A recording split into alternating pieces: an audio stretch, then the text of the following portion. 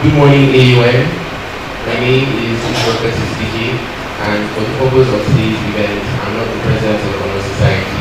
I'm the co-chair of the TEDx AUN team, and it is my great honor to have been part of the team that put together the first ever TEDx AUN event. Please contribute to my family.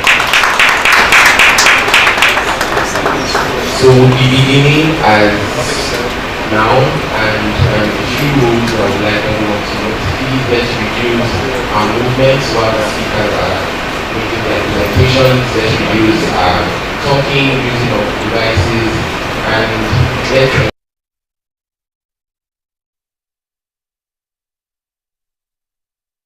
please allow me to welcome the Dean of Student Affairs, Mr. Sisu Angel, for the welcome address.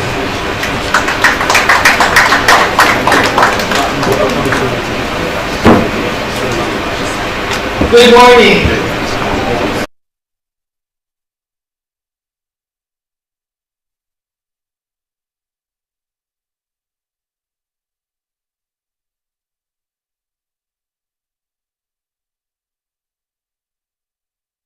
Story of Prometheus, the Titan, who stole fire from the Greek gods on Mount Olympus and gave it to men, thereby allowing men to have technology, innovation, knowledge, creativity.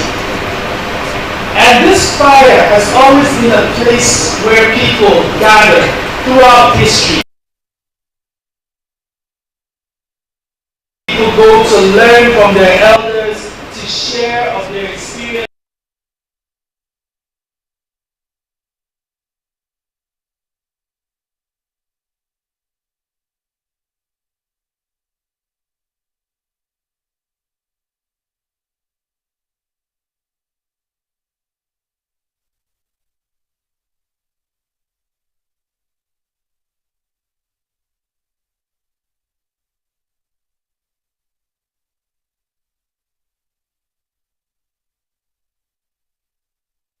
People that put in so much work, time, and energy to make this vision a reality.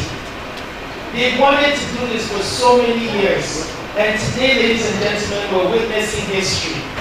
So, I invite you all to join me as we make welcome our amazing speakers as they come to share with us the fire that they brought to us here at AUN.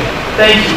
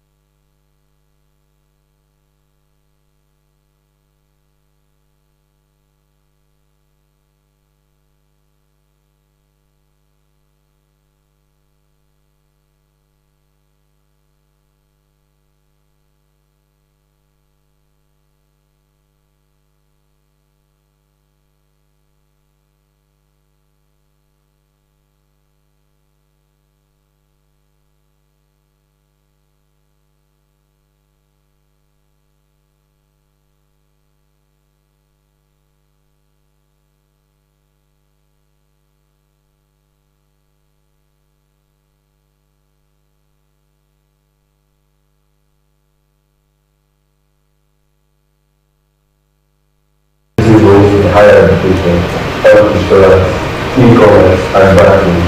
And as a success startup said, 3-Point Nigeria in building financial systems and securing funding. In 2018, she founded Grow with Data Youth Foundation, GWDYF, a non-profit promoting financial literacy among Nigerian youth, which won the Sunlight at least Foundation grants research competition. Tables with names in physics, applied accounting, and professional accounting. Ladies and gentlemen, let us welcome Mrs. Innovating from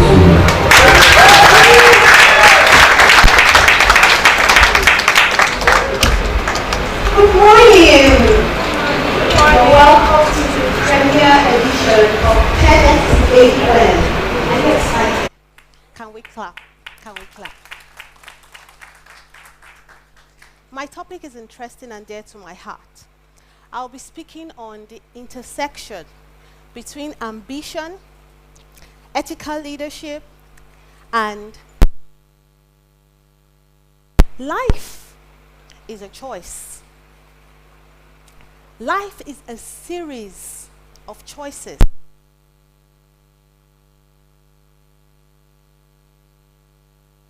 The choices we make every day, from the major to the mundane, from the simple to the sophisticated, from the little to the large, all come together to make us who we are. It is your choice to engage life and bring out the best of it, or to walk passively through life and watch opportunities pass you by. Watch your dreams become a mere wish. Those that choose to engage life are called ambitious. So now, Cambridge Dictionary defines ambition as something, pursuing something that matters. A strong wish to achieve something. Ambition is a quest for a better tomorrow. It propels growth. It inspires innovation. It motivates organizations to push beyond boundaries to achieve greatness and success. However, ambition that is not within the framework of morals and ethics becomes a reckless pursuit. Just like a ship without a rudder, ambition without ethical framework exposes you to the storms of life, exposes you to scandals of ethical breaches. Now let's look at the life we live in today. The world is in dire need of growth and innovation. A recent release from World Bank early this year in January 2025 buttressed this point. I was surprised to see that economic growth within the last 2 decades have dropped by 41%. What does that mean? It means within the last 2 decades, unemployment rate has plunged. It means government revenue have decreased drastically. It means standard of living has dropped. Do I need to explain more? Just 2 years ago, fuel price was less than 200. Now, I'm talking about 2 years and not 2 decades. Now, fuel price is over 8,000 naira. Now, the senior vice president of the same organization said something. He said, the next 25 years will be tougher than the last 25 years. Why? Because those indices that helped and influenced the rise of these factors are giving way to indices like increased inflation, increased debt burdens on organizations and economies, weak investments. All of this have changed the narrative for the next 25 years. So what does that mean? It means economic drivers like yourself and myself must do things differently. It means we must embrace growth, embrace innovation, yet within the confines of morals and ethics. Who are these economic drivers? They are you and myself. They are leaders, entrepreneurs, small and medium-sized businesses, large organizations. They are institutions, research institutions. They are universities like this that must arise and think differently. The balance of ambition and ethics is a delicate dance between managing and maintaining integrity while driving success. So who is an ethical leader? An ethical leader is that person that sets moral standards for others to emulate. An ethical leader forms boundaries where ambition can dance and flourish. An ethical leader asks questions like, can we do this? Should we do this? Therefore, an ethical leader is that one that is the catalyst necessary to influence change and change culture. All of these are necessary for any foundation to be strong. We've seen in the history ethical leaders that have left their impact in the sand of time. Mahatma Gandhi is one of them, of India. You saw his fight for freedom. We've seen Nelson Mandela of South Africa fight for justice and equity. We see Martin Luther King Jr. with his famous quote, "I have a dream." Fight for civic rights. Was it easy? No. These people faced unprecedented challenges from their families to the society, from internal divides to racism, yet they stood by their convictions, by their core values, and went through the process. And the result, you all know. As a university leader, I have faced my fair share of pressure to produce results in the face of dynamics that is beyond your control. Things like increased inflation, increased interest rates, currency devaluation, increase in fuel prices. Yet, in the face of all of these challenges, we were able to transform an organization in a state of crisis to one confidently way on its way to success. How did we do this? By embracing and committing to integrity, transparency, and due care. The exciting part of this story is to see the hope that is arising in the eyes of our stakeholders, the trust and the desire to work with us to ensure that we succeed. So, what keeps leaders moving on in the face of pressure? Resilience. Resilience is your ability to bounce back from setback. It is a capacity to keep going despite the pressures and despite the anxiety.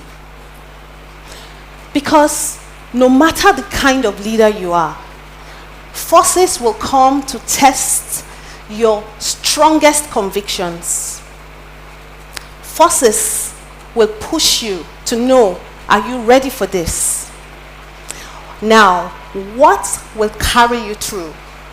It's your resilience. Resilience is that compass that will help you navigate those turbulent waters when they arrive and ensure that you stay within the confines of ethical processes and protocols.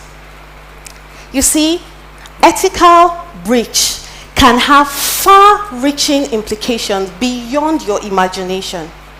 Two examples that come readily to mind is the Boeing safety issues and Enroyd scandal of 2021. I'm sure some of you would have heard these stories. The Boeing was one of the strongest giants of the airspace industry. In fact, there was a saying that if it is not Boeing, I am not going. However, pressure started to mount on the leaders. Pressures to perform because their competition, the Airbus, was coming so close to taking over the market. So they began to focus on profits, letting go of ethics, letting go of safety protocols. And what was the impact? 346 lives were lost within the space of 5 years. The organization is still struggling today. Even as at 2024, last year, they were still in the news, struggling with their reputation. Pensions were lost, jobs were lost. And of course, you know that has direct impact on any economy. The Enroyd scandal is the most pronounced. Enroyd was the giant in the energy industry. Enron stood with an average revenue, annual revenue of $100 billion. They were valued at over $60 billion with staff strength of over 30,000 people. Yet, their story is that of fraud, deception, ethical breaches. And what happened in 2001 November, they filed for bankruptcy. What a sad story. And as we speak, they're still going through the same. Some of their executives are still in prison for that scandal. Organizations came down together with them. They were not the only ones that came down. And thousands of jobs were lost. So what are we saying? I will conclude by saying the balance of ambition, ethics, and resilience is the ingredient we need to navigate the coming pressures. It is important for every authentic leader to embrace this because it will equip you to make right decisions as you continue to navigate tomorrow's world. It is a choice. It is a choice to lead by example. It is a choice to set moral boundaries that others will follow. It is your choice. What do you choose? Thank you.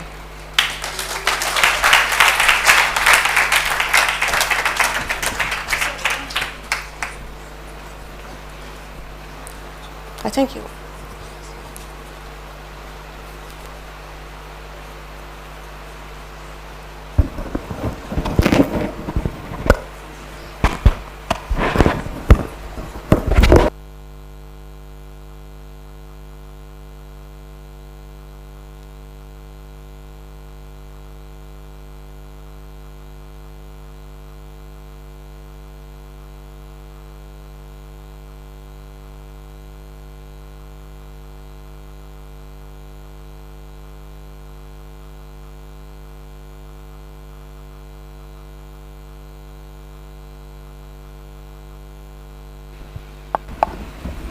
Thank you, Mrs. Nnenna, for that. Just before we move on to the next presenter, please be informed that after every speaker, there would be a 3-minute Q&A session. So while the speaker is talking, the ushers would be holding papers. If you have a question, you can signal the ushers and they'll give you a paper. You write down your question, and before the end of the presentation, the speaker would have questions ready to answer for you. Thank you.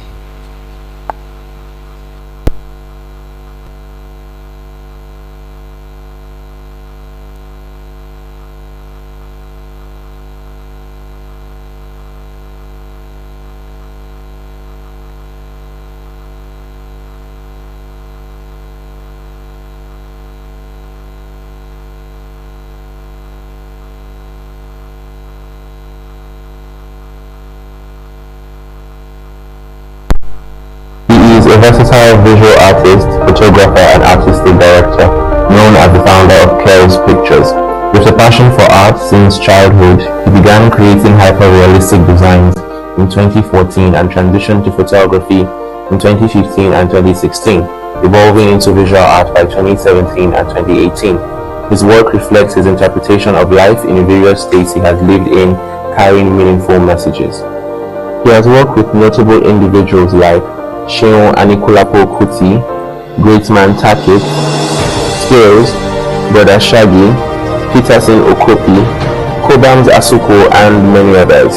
He believes art has the power to shape values, preserve culture, and serve as a corrective tool for present and future generations. Ladies and gentlemen, Oluwatobiloba Kelani.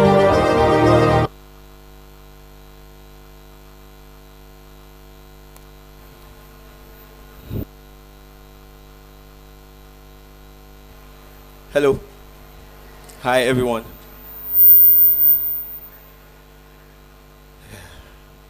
I need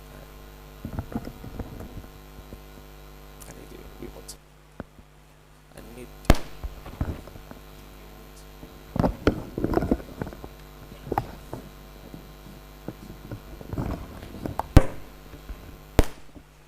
Okay, let's start again. Hi, everyone. Yeah, it's nice meeting you. It's a great privilege standing in your midst. Can we have a round of applause, please? Excuse me, it's my first time having to do this, so just permit me to flow a bit in any way I can. Yeah, so I'm going to be speaking on innovating with art. I mean heart, not A-R-T. Yeah, so can we play a game? Put a finger down if you struggle with anxiety. Please, let's play this game. We can have our hands up here. Put a finger down if you struggle with anxiety.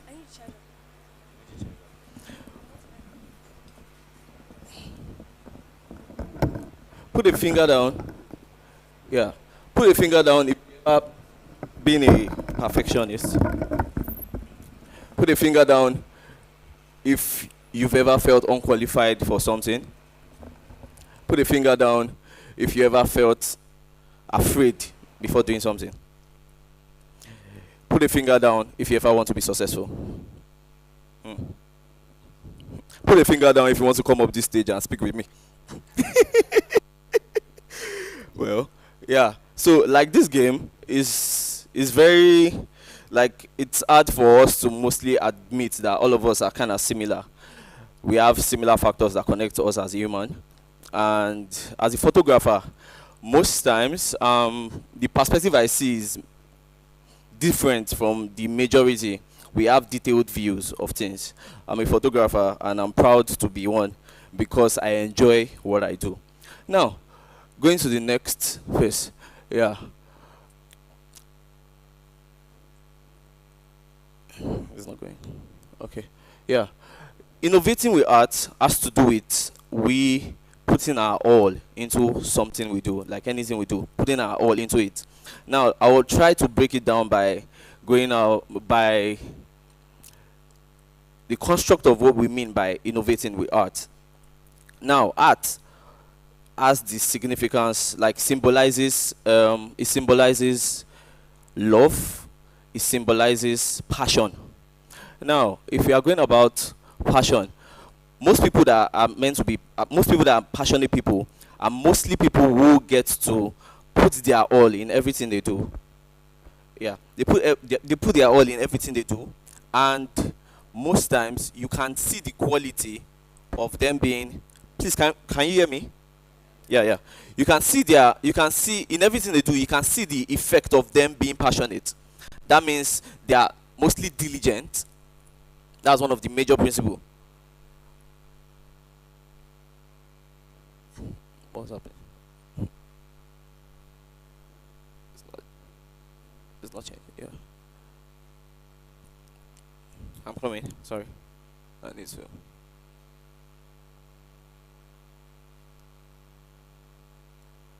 We are coming to all this. No, I'm going. It's not working. It's not working.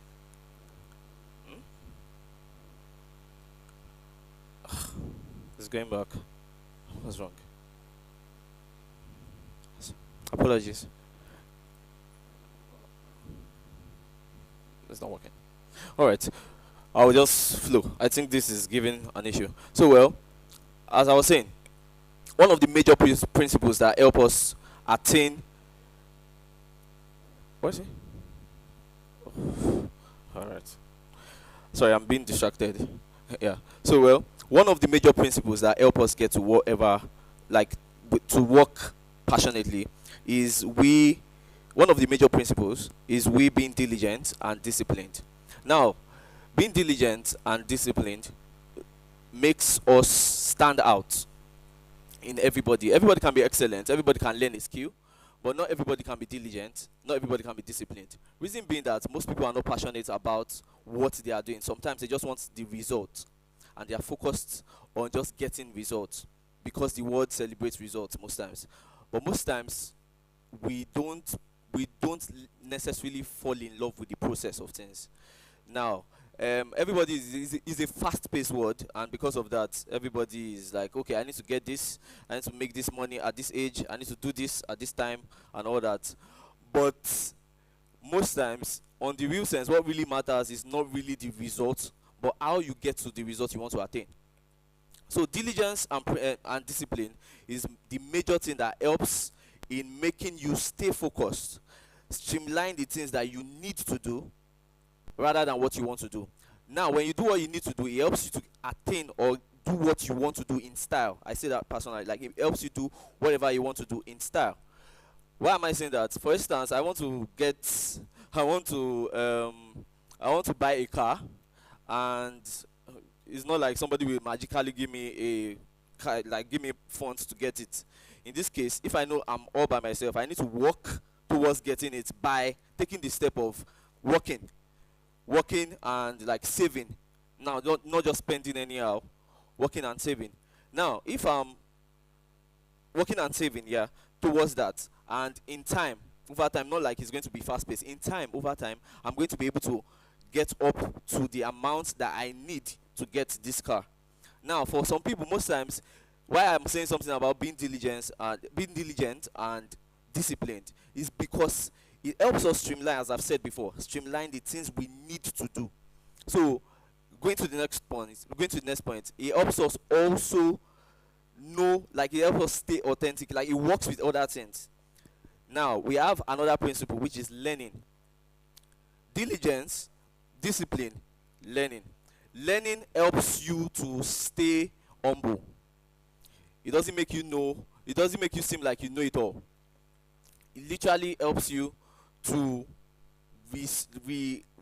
reform yourself different times, reinvent yourself different times. Now, I'm explaining all this is because this approach is more about what is needed than what is more projected or what is more celebrated outside. Like, for instance, a you can't compare like a Corolla with a Ferrari. We are going different. The speed of a Ferrari. If a Ferrari is a fast-paced machine, like it's built for fast performance, while Corolla is just like your daily routine and all that. Success is far-fetched to the point where some people make it look like you have to be this standard where you're having to do where you're having like where they're like, if you don't do this, you have not arrived yet. But success has to do with the little things we do, the little mundane things we do each day, like me strolling or coming down to this place, or you waking up this morning and going about your day. little success in different forms, but the world has projected it as it has to be this big thing. So most times we devalue ourselves because we don't believe ourselves enough to move in likes that we can make this happen. Now discipline is one of the things that will get you there in making things happen. Now going to the third principle. The third principle is building community. Now for instance, as a photographer, when I go for some events, aside knowing all the things I need to know around my work, like diligently, aside knowing that, there is the way my character around doing what I need to do causes me to get things done faster. Now because of character, I can work with some people. I delegate different aspects of my work to different people. Now for instance, as I'm shooting, I have somebody editing on spot, and that makes it be that, like, after let's say maybe we are done with the event, we can literally have either live editing, that's like live pictures, like on the go, just like Getty Image. We can literally have, what's the name, we can literally have like pictures exactly after the event, like let's say an hour or 2 or 5 minutes after the event, pictures are ready. And in this fast-paced world, that works with it, it is effective. Now for instance, in the case of building community, me working with an editor or working with somebody who is posting as at that time makes my process fast and efficient as to some projects that don't have long lifespan, that they don't have, like, it's a short-lived project, so you need to like literally attack everything in different time because the time is very important.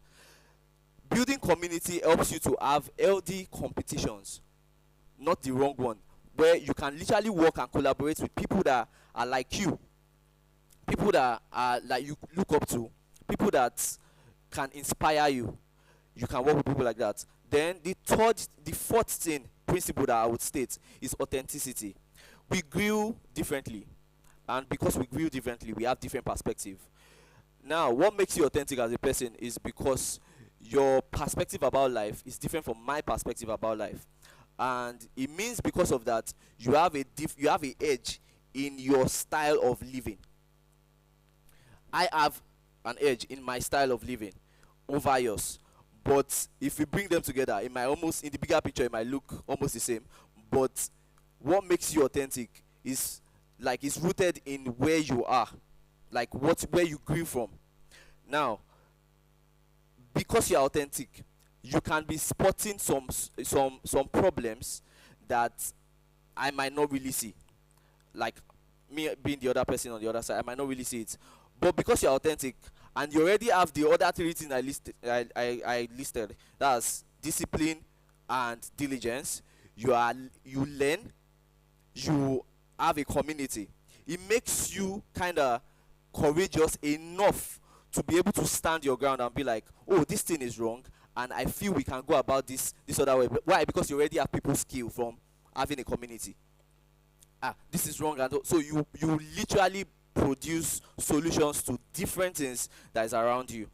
Even so, for instance, there are some people you see that when you see them, you know that you cannot pay them, and it's not that you don't have the money, but it's not about money, because value is way more is placed on money. So if value is placed on money and somebody is literally emitting value in their person, you know that this person is not here because of the money. You know that they are here because they want to make impact.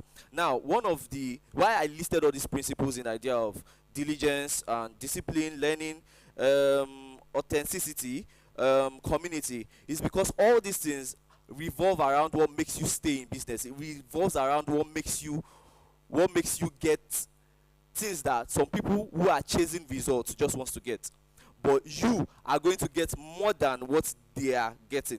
Why? Because the collation of all that principles makes you an embodiment of value, makes you an influential person, even though you are not chasing influence, makes you somebody who is resourceful, makes you somebody who cares about the other person. That's why the topic literally is innovating with art. You care about the other person, so that means you are doing something for people, or you are working, but your work is literally impacting life in from a small place. Even just doing the right thing for yourself alone, just for yourself, literally it affects the people around you, it affects your surroundings.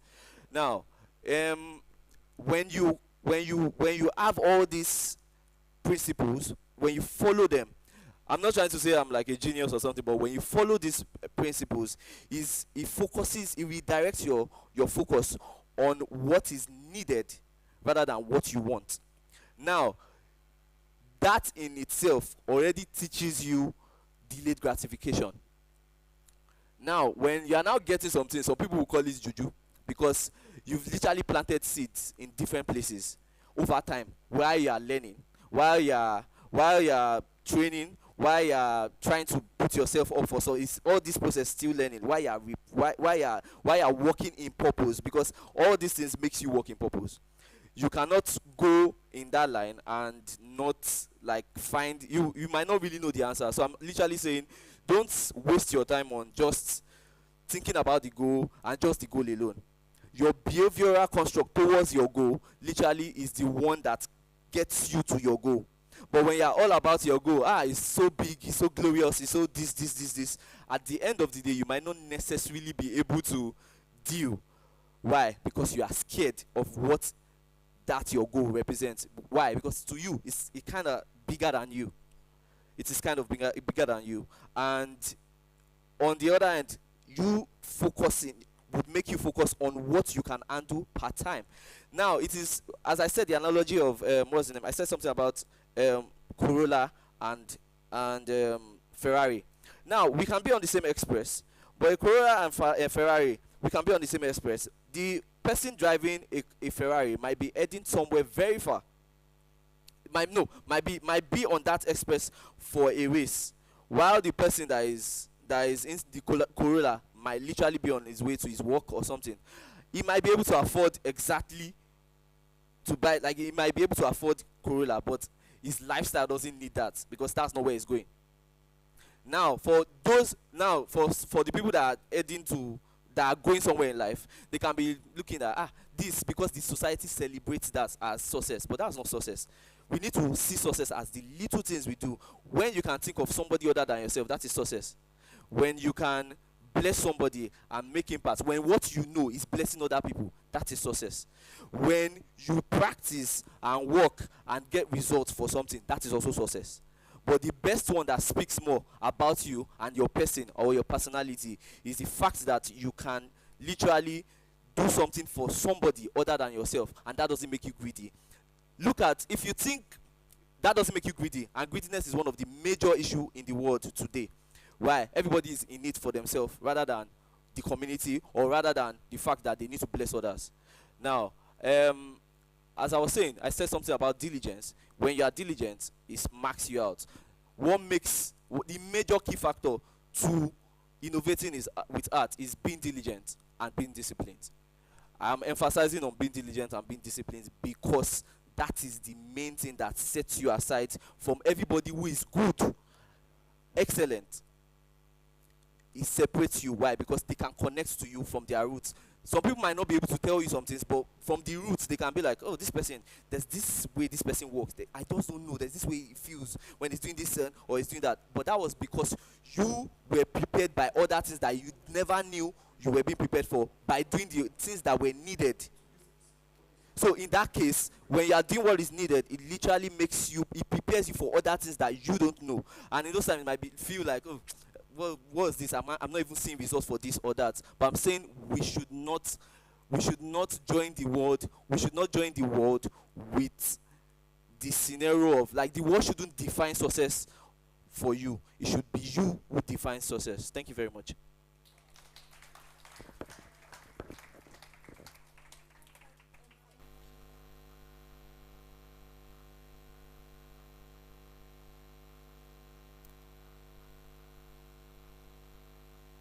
Hello.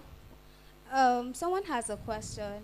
Okay. It says, how do you handle being innovative with difficult clients? Difficult times. Now, Difficult clients. clients. Yes. Okay. So most times, I would I'll play this scenario as I've had different difficult clients. Now, because you are diligent over time, it makes you have a structure of things, how things work. So, for instance, your flow is, let me root it to my own side as being a photographer. I have difficult clients, and some of them they might be like they want this, and when I'm trying to go at that, they say they want another thing, and I'm like, sir, ma, please, what is it you really want? I'm playing towards this. This is it. You try to understand them. Now, because you are diligent, you can teach them. There are some clients, there are some people that know what they want. There are some that don't know what they want. They just want you to be creative. There are some that comes to you because they feel you know what they want. So for them, they don't know how to like necessarily speak your lingua, like your language in your work. So they cannot necessarily explain it well. What a professional would do in that case is look for what is relatable to them and use it to explain to them so that they can now give him or her what they want, then they understand it and add their own to it in idea of, because every chance of all this, like every chance in all these kind of things is like there's a chance in that makes it a opportunity to do more than what is required. Now, I'm not saying you should be an overachiever. How you will be innovative with a difficult client is you literally doing what is needed in that time. And how do you know what is needed? It's by having the ability to spot what is needed. What is that? What would bring you there is you learning and understanding the clients that you have makes you able to deal with the client. But if you don't have that, you cannot deal. You just be like, oh, it's too hard for me. But if you have that, it makes you face the challenge and be head on calm. Like you be calm and face it, understand it, analyze it, and be okay, what do I need to do? Oh, okay, this is this, and you go forward with that. I don't know if that answers the question. Okay. Thank you. The next question is, what is the overall lesson or advice we are to keep in mind? The overall lesson or advice we are to keep in mind. Okay, so the overall lesson or advice from what I've said over time is the fact that, like, all these things I said are just literally a characteristics or the principles that lead you to being innovative. But now, I was not only talking about being innovative, I was saying you literally putting your all in it. What makes anybody influential, or what makes anybody gives anybody longevity in their field is diligence. Diligence, and when people can relate to you as a person rather than just the idea of all the things you have racked up, in that case that feels natural. So what I would say that we should keep as the major overall idea is being relatable, being human, and being considerate. That's all I can say. The next question is, explain what you mean by creating a community for yourself and how to create it. Okay, so creating a community for yourself is very simple. In your years of learning, in your years of collaborating, in your years, it still continues. It's not like I'm saying you will stop. You will still continue doing collaborations. You still continue learning all your life. So far, you really love the process. Now, in your year of all that, you've met different people. That has brought you alongside people. Now you're in school, and in that case, you can literally, you have people who are going almost around, like in your department. You have people who have similar things that they are interested in, similar interests. In that case, you have people who you can collaborate and do different things with. Over time, you'll be able to separate who works for you, who is your close person, who is your person that can help you be successful or challenge you. Now, the way you would make a community, that is already a community, but if you don't suppose that it is one, you need to utilize what you have. So that helps, that appreciates into like gathering people one by one. Now, you don't just have anyhow people. If you follow the principles that I said, you would not just have anyhow people around you. There are some people who will draw you back. There are some people who will push you forward. The kind of diligence I said and the kind of learning you would learn, it will literally challenge these people out of your life. If they are going to stay, they stay. If they are not going to stay, they wouldn't. Depending on the kind of people they are. So in that case, you already have some people who will stick with you. Now, when you are volunteering or doing some things outside that because you are making value, remember I said innovating with art, at that point you might see different things that also align with what you stand for. In that case, you might say you want to volunteer to assist, and that in that case you're also still learning, you're still gaining knowledge, you're still meeting people that you don't know who they are. Everybody's important. For everybody here today, somebody did something for them to be here today, regardless of how you see it. Even you did something for yourself to be here today. So in that case, if you follow that principle of learning, of doing what you need to do, not want to do, it will literally set people that you might not know. In years' time, you tend to realize. Now there is the active way of that in Nigeria of, okay, I'm now big now, I want to do this, I need this, you can employ people, that's different. But the kind of people that will work well with you are people who you've grown over things. You don't have to start introducing something to them. If you are getting somebody new, they are even the one that is helping you to get those people on board, rather than you even focusing on that. You can be going about other things. But in that case, like, you are already having a community. That is already a community. Then for you to have more of that, it's just you literally staying true to your principles, in your to the standard of your work, and going the same way. Not like I'm now this, I cannot do this anymore. No, you will see Dangote now still working what he does, but it's not in the small way, in a big way. Why? He worked himself up to that point. What I'm trying to say is that for him to be there are a lot of people somewhere that is making sure that he can stay doing that while they do other things. That's because he has a community behind him. This TEDx that we are in, there are people who literally did some things to make sure it's all set up. That is a community. So I guess that answers your question. The last question: does authenticity point a direction when it comes to finding your purpose? Authenticity, yeah, it does, because there's a voice in you as humans. I don't know how there's a voice in you that literally makes you, well, it can be your own thoughts, it can be your own intuition. Let me just put it like that. There's a voice in you that tells you things different times. For some people, it's their thoughts. For some people, it's how they see things. Now, you have a perspective. Everybody has a self. They have a self. That's why you are yourself. You have a self. That self literally defines the things that you are fine with and what you are not fine with. Now, there's the one you can learn, and there's the one you cannot learn. There's the one that it came normally. But everything we see in life is literally learned, and some of them were pushed to us.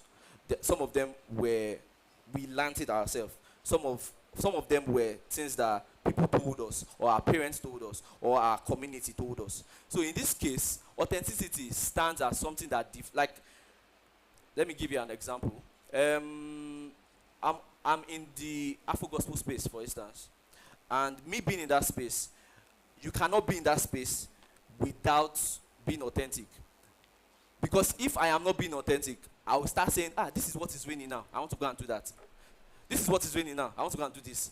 It is to talk now that is raining, I want to do it. It is this one. You will just be up and down. You'll be scattered. You will not be in one place. But authenticity with discipline defines, okay, this is where I am going. I know what I want to do. You might not know, but in you standing, if I'm not interested in this, and in line of what I want to do, no. That doesn't mean you cannot learn. You can learn, but at the end of the day, you will find that this is not for me. I cannot say I want to be a comedian today now and just start without practice or without overtime learning. So the point is, I can pick and spot that this is good for me. Everybody has the knowledge of good and bad. This is good for me, this is bad. Now, in that case, that makes you authentic. So far you have that intuition to decide or decipher, this is good, this is bad. You are authentic like that. That's what I was just saying. Yeah. Okay. Thank you very much. Thank you. Yeah. This question is for Mrs. Inanna. Oh. Ambition requires ethical leadership. A ship without a rudder. Can you discuss the likeness that this statement creates? Yeah. Okay. Let me stand. I said ethical leadership, or rather the relationship with ambition that is not framed within morals and ethical conduct is like a ship on a sea. without a rudder. What's a rudder? A rudder is something that controls the ship's movement. It tells the ship, move this way, and it moves. It tells the ship, move this way, and it moves, right? For a car, what is it called? A steering. So basically what I'm saying is those moral compass, I like the fact that it's called a compass, is what helps you steer your ambition. Ambition is not a bad thing, but it must be controlled by morals, your convictions, your values, your core beliefs. I hope that answers that question.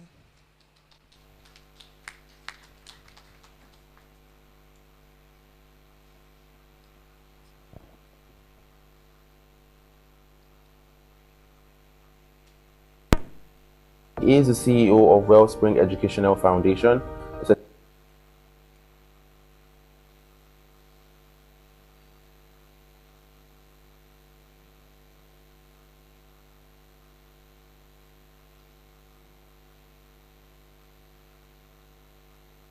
certified management consultant and IMC Nigeria fellow. She specializes in systems driving growth, impact, and income with experience at Dangote Communications. A passionate educator, she developed a curriculum for children's ministries and founded a school in Boko, growing it to 120 students and 20 staff. Focused on raising fearless, godly leaders, she combines education and technology for societal impact. As a Maxwell leadership coach, she mentors educators and professionals. She holds a computer science degree, certifications in HR and educational leadership, and a master's in educational administration. She is a Microsoft certified educator and a certified administrator of the Accelerated Christian Education Curriculum. Ladies and gentlemen, Mrs. Ungwavese Tokula.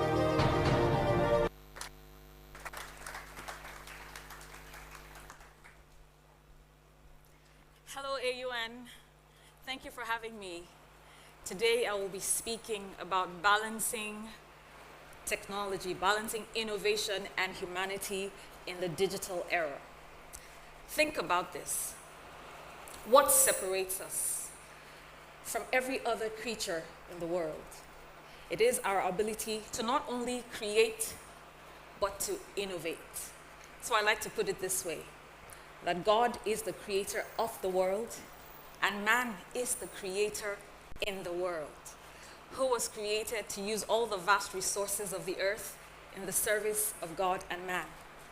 So from the Stone Age to the digital age, humanity's innovation has changed the way that we live life. But with great power comes great responsibility. And so we have created machines that think, algorithms that learn, and networks that have connected billions. Yet humanity's problems seem to increase at a much faster rate than the technological advancements themselves. So we must ask ourselves, in this race for progress, have we mastered innovation, or has it become our master? Is technology controlling us, or are we controlling it?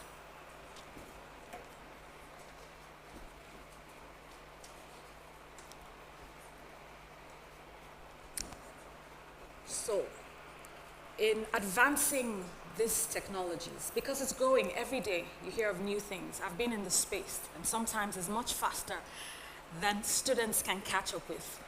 So in advancing these technologies, you must keep in mind the original purpose for innovation.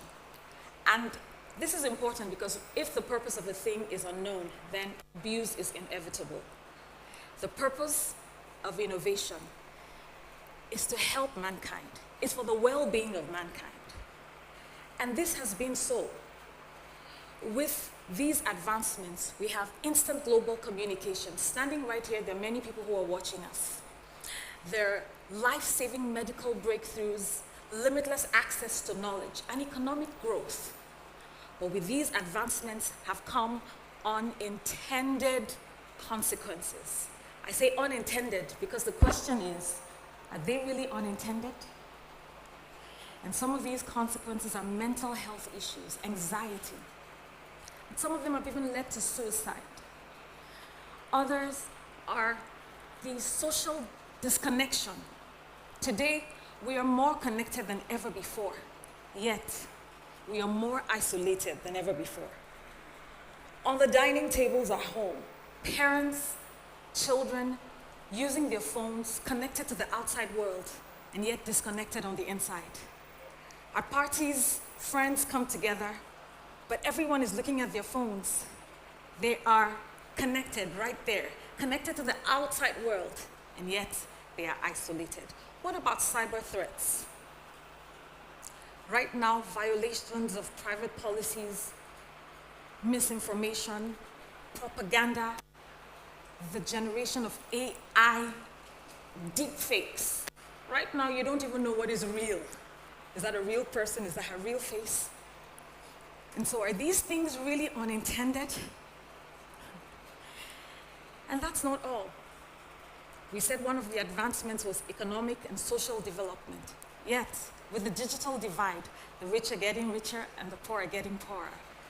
So again, that has created a gap within the society. We must ask ourselves again, are we really in control of technology? Have we become its servants? Or are we still masters of this great innovation? Remember I said we were created to be creators and innovators. So they're good. And so as we continue to explore these unintended consequences, we must think about this. What have been the motives of the creators? What is the motivation behind innovation? Let's face it, these tech companies do not really have our interest at heart.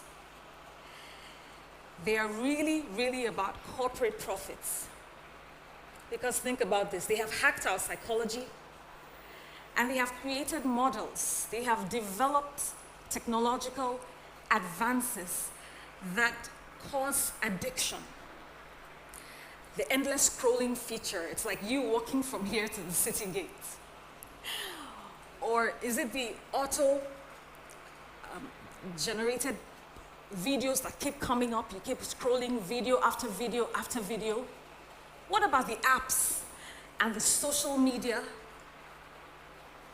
platforms that trigger the release of dopamine in the brain? Much like the alcohol. Now this is a personal story. This one touches home. A few months ago, I noticed my son was hooked on YouTube. Something that started as an innocent pastime activity quickly became an addiction. So much so that when the device was taken away from him, there were signs of frustration, there were tantrums. This is an 8-year-old, and he would cry and cry. This was worrisome to me. It was a cause for concern. But with that also came a call to action. We had to step in. We brought back the books, we took away the devices, day after day after day. During the school week, no devices. And we got involved with this child, reading with him, playing with him, taking him out to ride the bikes, and doing the things that were fun. And last week, just before I traveled, we were reading a book, a very interesting book, The Pilgrim's Progress. And he made me read 10 chapters in one sitting. I would read the first chapter and he would say, "Mommy, one more, one more, one more." Imagine the depth of knowledge that was gained in that moment. And the next day I said, "It's your turn. You read for me." These are engaging activities that broke that cycle. I believe that we're still in the process. But if we want to break the cycle of addiction and frustration, if we want to break that cycle, we must think about this. Bringing a balance between innovation and humanity. It is a critical balance. This is what is called techilebrium. It's a new word for you, right? It's techilebrium. This is a balance between innovation and humanity. It is a point where technology advances humanity without compromising our values, our personalities, and our relationships. Now, how do we build, or how do we achieve tech equilibrium? We must return to the creator, the original design. Like I said before, the purpose, if the purpose of a thing is unknown, abuse is inevitable. And the purpose of technology, the purpose of innovation, is for the service of man and not just corporate profits. We must enter the space. We must not just only be naive consumers of this technology. We must understand what's happening. In a school environment, in the university environment like this is when to take these advancements and study them and become active creators in the process. And you might not be an engineer, you might not be a developer, but think about the use of AI, for instance.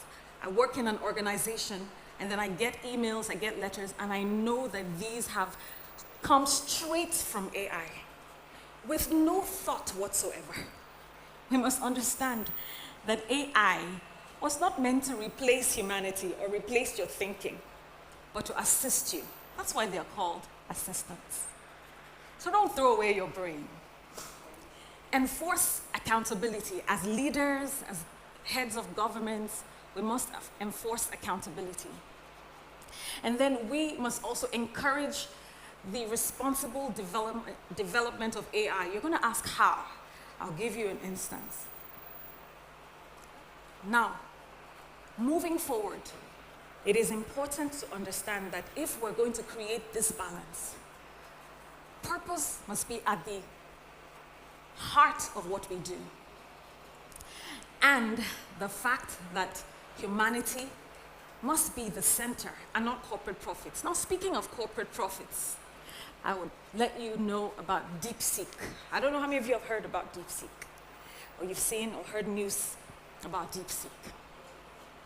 Now, in the world of AI, the preconceived notion is that it requires large amounts of financial and technical resources to develop AI.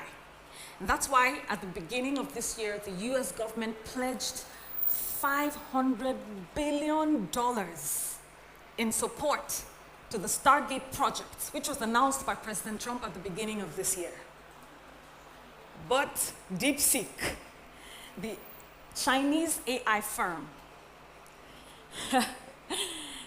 they have quashed this ideology. They are causing a lot of problems for the Americans.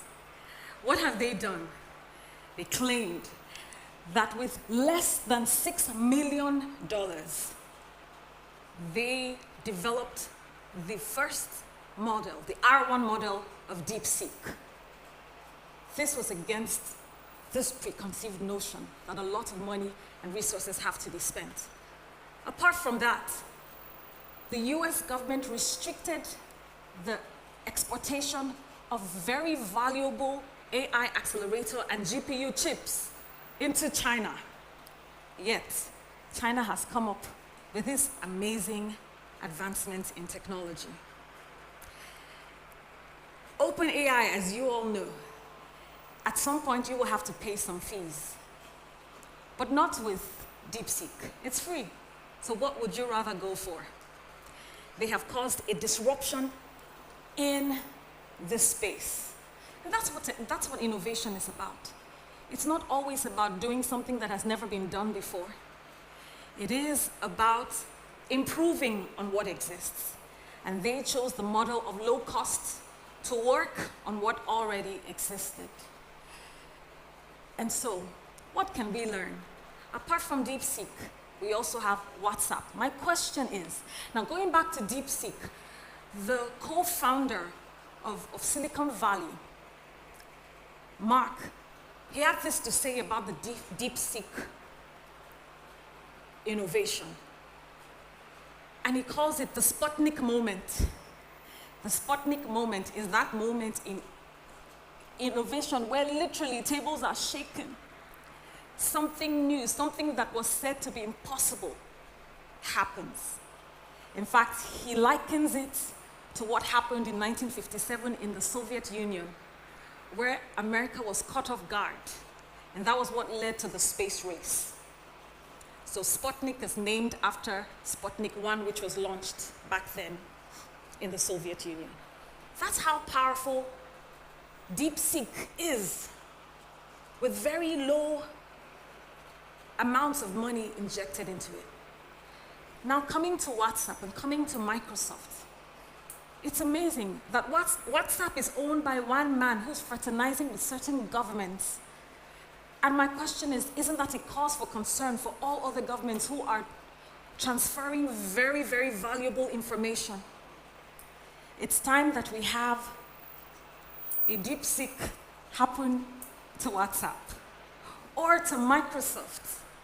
We've gone from Vista to 2010, and it goes on and on.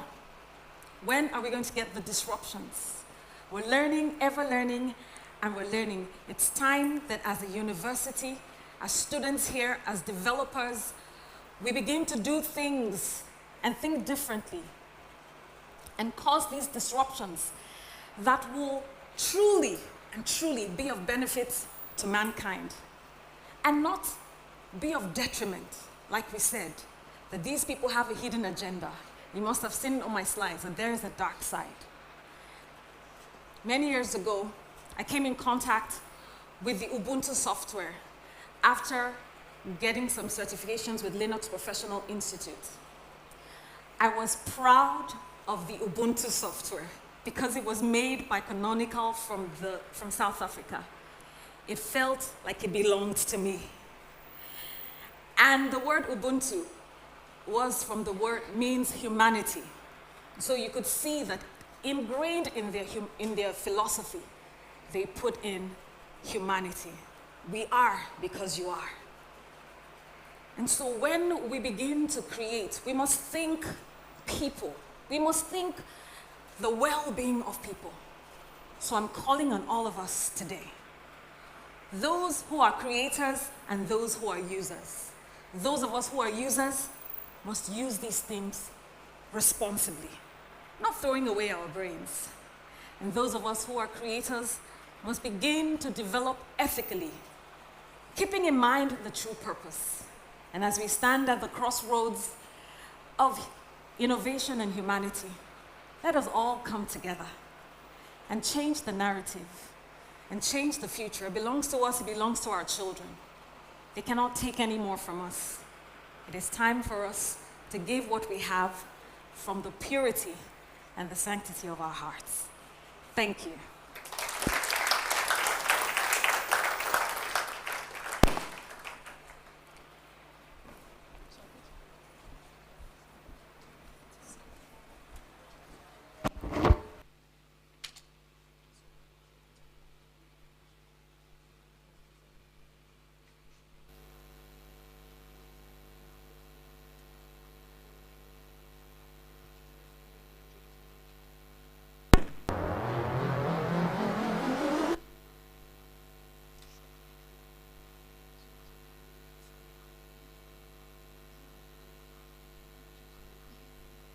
Introducing Bruno Ojesa for her performance.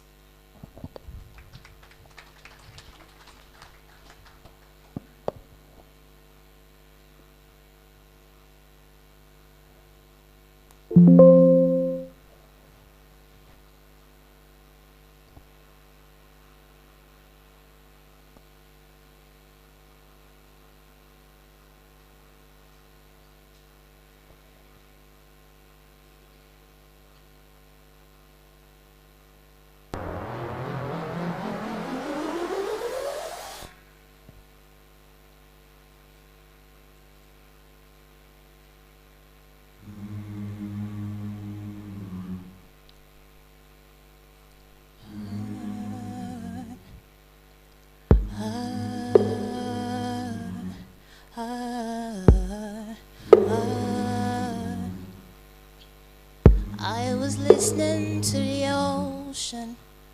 I saw a face in the sand But when I picked it up, then it vanished away from my hands. Gone. I had a dream I was 7, climbing my way in the tree. I saw a piece of heaven waiting impatient for me down. And I was running far away. Would I run off the world someday? Nobody knows, nobody knows. And I was dancing in the rain. I felt alive and can't complain. But no, take me home where I belong. I can't take it anymore. I was painting pictures, the pictures a painting of you, and for a moment I thought you were here, but then again it wasn't true, dawn. And all this time I have been lying in secret to myself. I've been putting sorrow on the father's place of my shelf, da-dee-da. And I was running far away. Would I run off the world someday? Nobody knows, nobody knows. And I was dancing in the rain. I felt alive and can't complain. But now take me home where I belong. I've got no other place to go. Now take me home where I belong. I've got no other place to go. Now take me home where I belong. I can't take it anymore. But I kept running for a soft place to fall. I kept running for a soft place to fall. And I kept running for a soft place to fall. And I kept running for a soft place to fall. And I was running far away. Would I run off the world someday? Now take me home where I belong. I've got no other place to go. Now take me home where I belong. I've got no other place to go. Now take me home where I belong. No, no. Now take me home where I belong. Oh, oh. Now take me home where I belong. No, no. Now take me home where I belong. I can't take it anymore.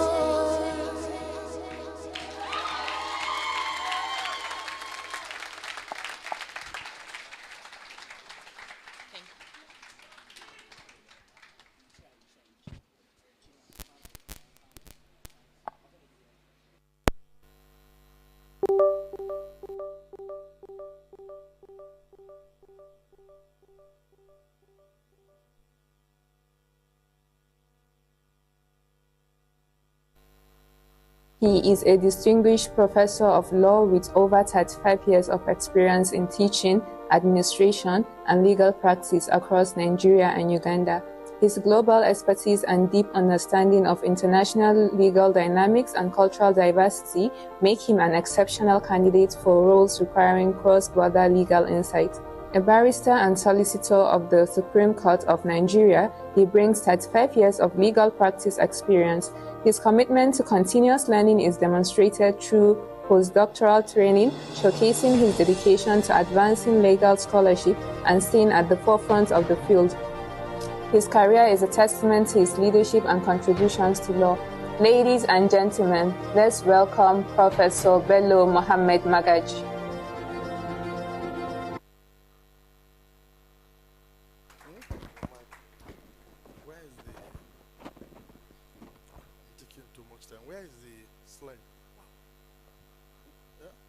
is the...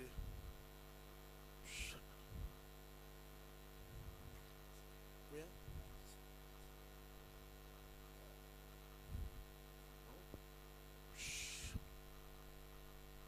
Okay.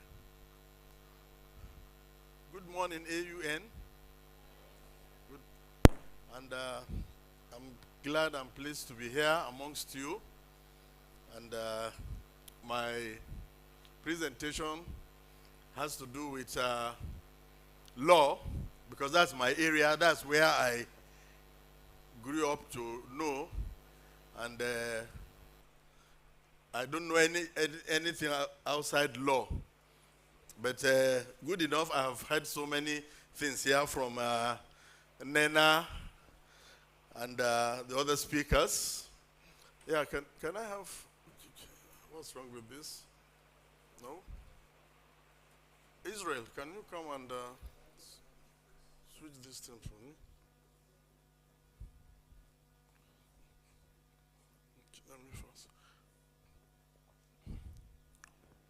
Wow, I think this year.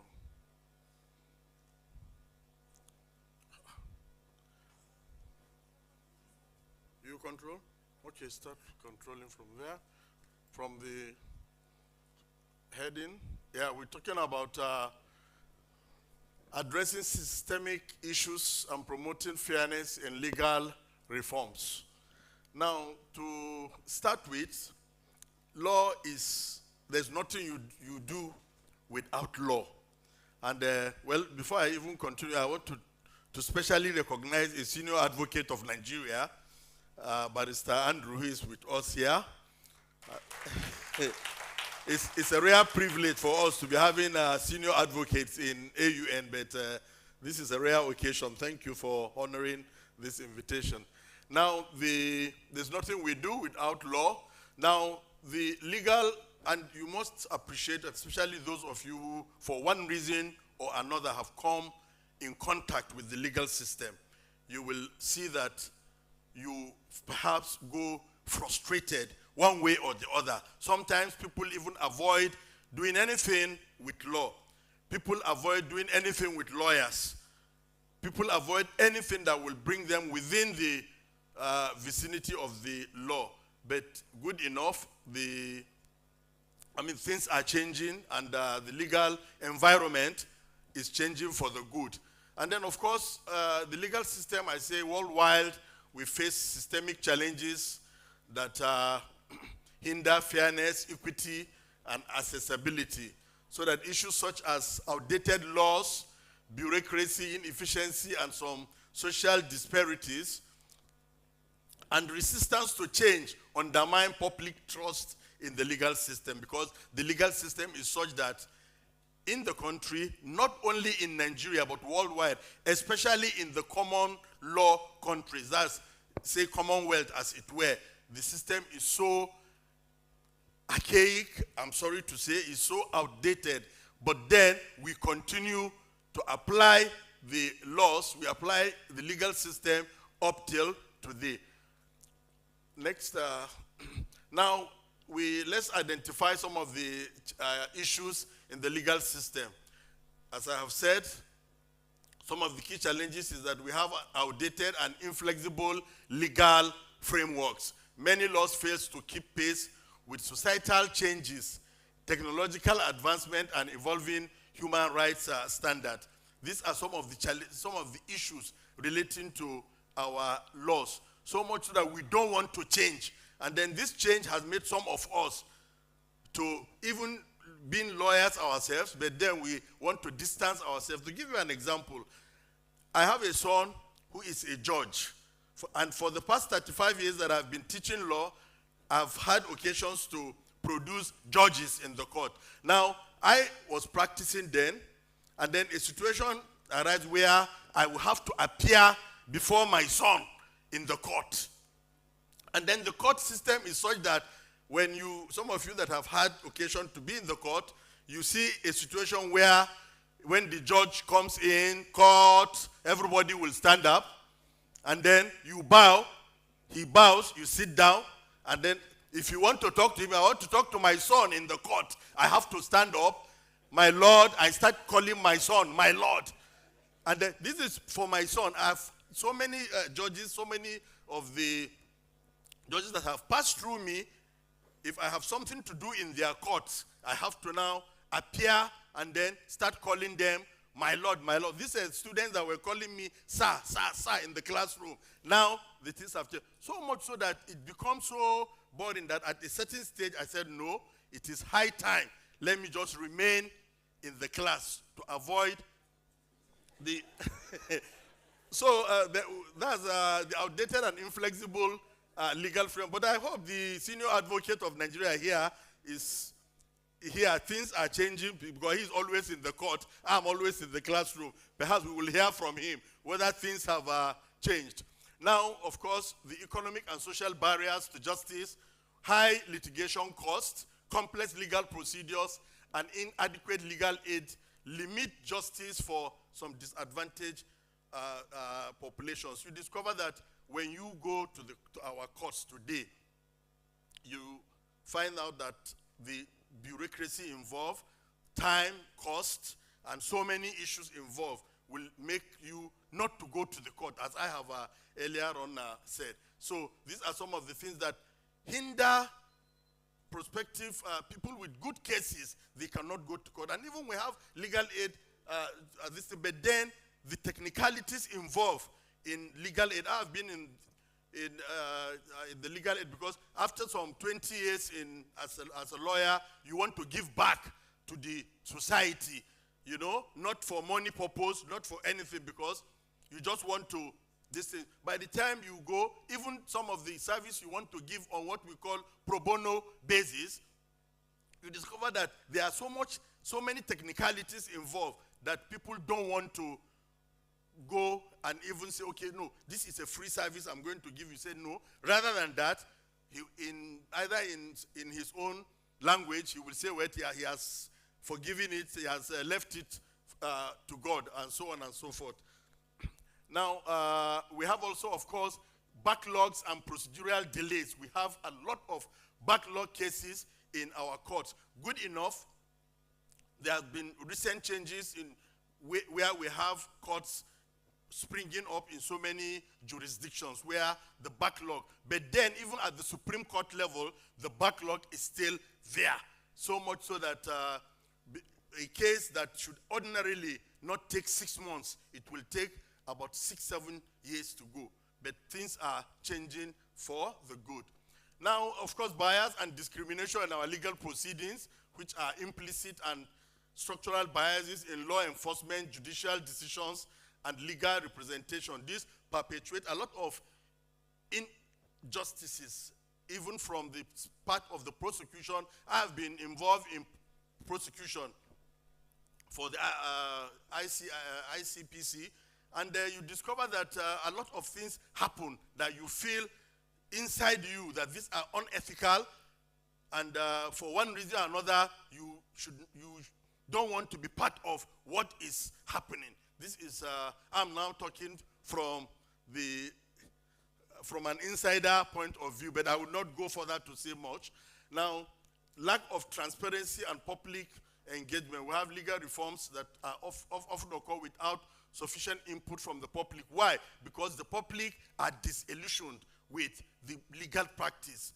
An average Nigerian now will not want to go near, as I have said, to have anything to do with the courts. He will rather forgo whatever rights he has. But this is not what should be. We should want a situation where you can litigate your cases, you can go to court and then get justice and then go home as a happy person that justice has not only appeared to have taken place, but justice have taken place. Now let us look at some innovative strategies for fair and inclusive legal reforms. Now, to ensure fairness and equity in legal reforms, we have some of the following things. Modernizing legal frameworks to reflect contemporary realities. Now, okay, before then, there is an issue of, when I said legal reforms are backward, we don't move with technology. The last speaker very, very brilliantly talk about technology and how it can be used sensibly. I was just imagining how law will leverage on what she has said for us to really move forward. Because so long as we in the legal profession, we don't want to move with changes, it becomes very cumbersome. I mean, to all parties involved. Now we have integrating human rights, environmental considerations, and technological advancement into legal reforms. Of course, under the Constitution, Chapter 4 of the Constitution, we're talking about some 11 fundamental human rights. These are things that people don't want to pursue because these fundamental human rights under the Constitution are your rights that the Constitution gives to you. They are immutable. They are different from other rights that you can claim. And then even the procedure, that's where I'm coming to. The procedure to enforce these human rights are also cumbersome that you would not want to pursue. Somebody is detained illegally for some time, his rights are infringed, or his movement and so on, and then the Constitution says, well, there are special procedures for you to pursue to enforce your fundamental rights. But pursuing those procedures are so cumbersome that you just see somebody rotting in the correctional services. Now we have to adopt flexible regulatory frameworks that allow for timely adaptations to emerging challenges. We have a lot of emerging challenges in law. So we have to, the legal framework should be in such a way that we adopt some of these legal challenges. We go with some of these modern challenges. It will not be when a situation happens. I remember when I was in Uganda 2020, COVID came in, and then I was then teaching in one of the universities there. I was aligning myself with one of the courts, one of the chambers there. We were stuck because there was lockdown, and then there are a lot of backlog cases. What do we do? Now we had to start looking for a way to lobby the legislature in Uganda to pass a bill to allow us to go online, to do online cases, to do your case online, just as we do virtual training. It took time before the legislature under the present regime allowed, and then even as at that, it didn't allow us on criminal matters and so many other. It limited this thing. So it is that even in Nigeria now, the rate at which the legal reforms are taking place are so slow. They only, perhaps, sorry to say, those in the National Assembly, they only want to do legal reforms that favor them. If you see the number of times the senior advocate is stepping out, I hope he's not saying, he's not happy with what I'm saying, okay. Okay, he's going to. Now, as I was saying, the Electoral Act took a lot of, quickly they will amend it and so on because it will favor them. But there are such a lot of things that will favor the average Nigerian, but they will not look at that. Rather, they will look at things that will favor them. Now, of course, there are ways we can, we have ways to enhance access to justice through technology. It's very, very key to have technology come in to assist. Why? Because the whole world, as she rightly said, the last speaker said, is moving technology. Some 30-something years ago, when I was a young lawyer, I was just teaching my banking law students now that when I was a young lawyer, then somebody were to tell me that you have a metal, you enter into a banking hall, you slot it in, and then money, you pump in, and then money starts coming. 30-something years ago, if you are telling us, even if you were a lecturer, we'll say this lecturer perhaps is having his brain, this thing. But now, that is the reality. So the laws have to move to take care of such emerging technologies that we have. Now, of course, we have to expand online dispute resolution platforms to provide cost-effective alternative traditional litigation. The traditional one which everyone knows is alternative dispute resolution, ADR for short. But with technology, as she has said, we have to now move to what we call online dispute resolution, where we can leverage on technology to settle disputes online without necessarily coming together and then making it more cost. Now, of course, leveraging artificial intelligence for legal research, case analysis, and administrative. This is where, of course, law will have to come in properly, because last month I was in the law school to present a paper. It has to do with AI and our legal system, where lawyers there, because now lawyers want something, they want things easy. During our own time, you have to read, and then but now you see a lawyer, you give him a brief or a submission to make, he will go through AI, as we've said, to just do everything on AI. Immediately you see his submission, you know, no, this cannot be something from your head. We don't say that you will not use AI, but as she rightly said, you should impute your humanity in it. You should not allow, just like law is for you, for human beings, not human beings for the law, so that you can change it as much as to suit you. Now, of course, strengthening legal aid and public interest litigation. We need to expand government-funded legal aid programs for indigent litigants. Not only government-funded. For instance, even here in AUN, on the 9th of April, we intend to launch in a big way our legal aid or law clinic, where we give to the community, the Yola community, or even the AUN community who cannot afford legal service, to give them free legal service. We are going to launch it where the police, the judges, everybody will be, legal aid council and so on, they will come, so that we give to the community free service, because I appreciate the fact that normal legal services are always costly. So AUN, with the School of Law, under the auspices of the School of Law, will give free legal services. We're going to open it. We've done everything possible to make it come to stay. Now, of course, we encourage pro bono legal service. I don't know whether most of you have heard the word pro bono. Israel, what is pro bono? Where is Israel? Pro bono, lawyers.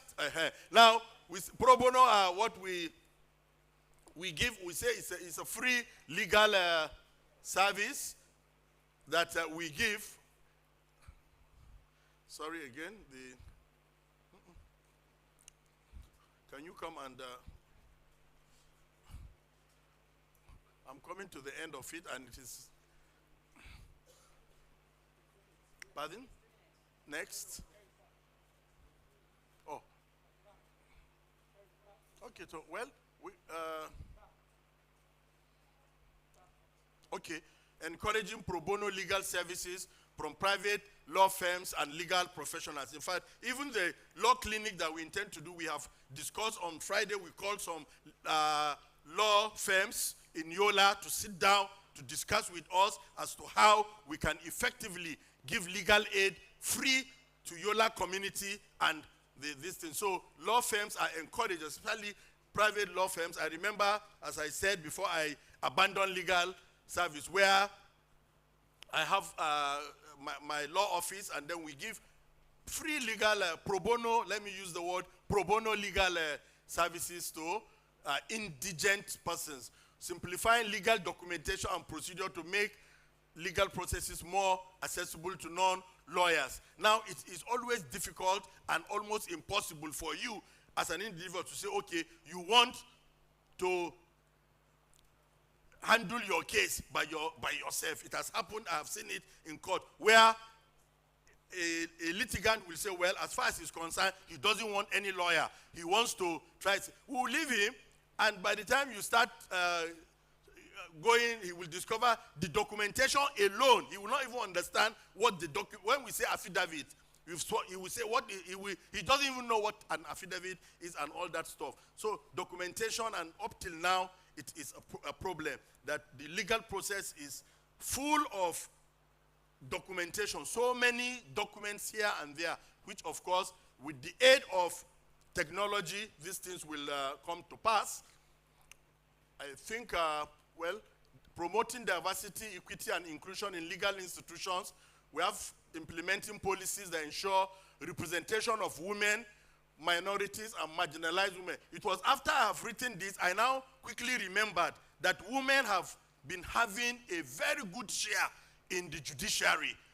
If you go through most of the Court of Appeals, in fact, it has been reserved. I've seen most of the presidents of the Court of Appeals are female. And then it just dawned on me that apart from Justice Idris Aloma, who was a female Chief Justice of Nigeria, presently we are having Kekere Ekun as the Chief Justice of Nigeria. So women are having, so I think maybe in my, when I'm editing this, I will remove that representation of women because they've had a good share in the legal this thing, and then they are fighting it up also in what?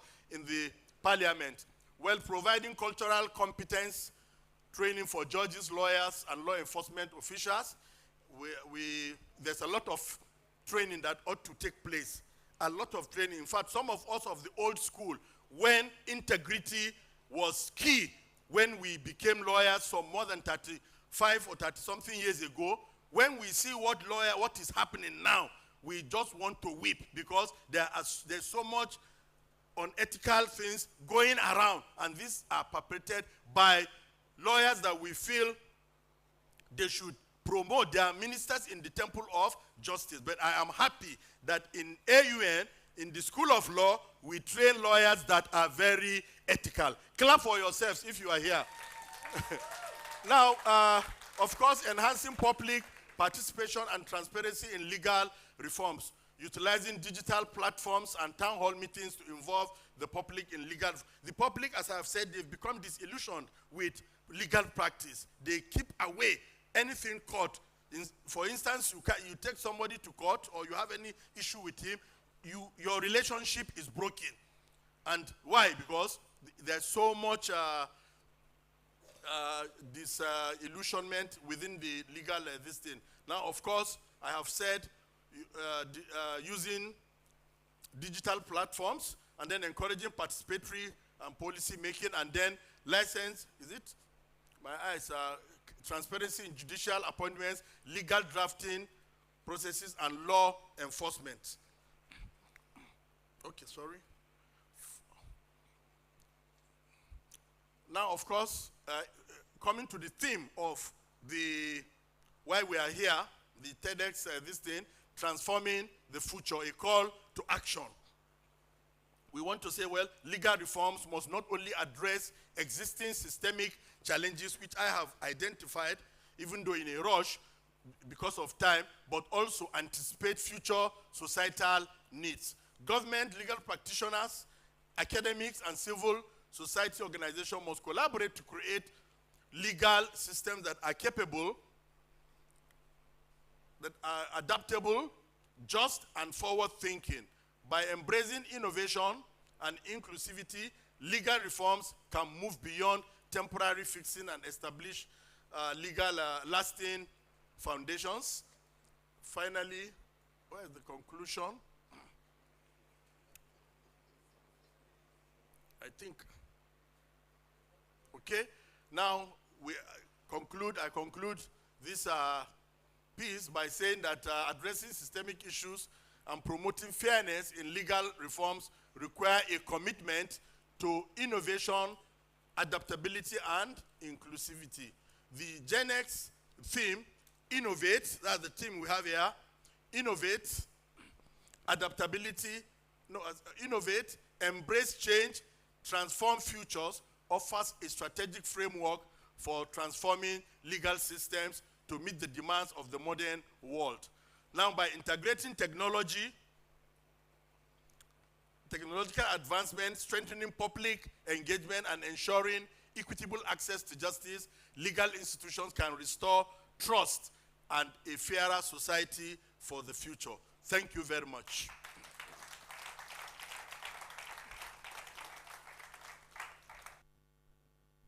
The first question He said, "Sir, what would you say about technical justice in our law courts?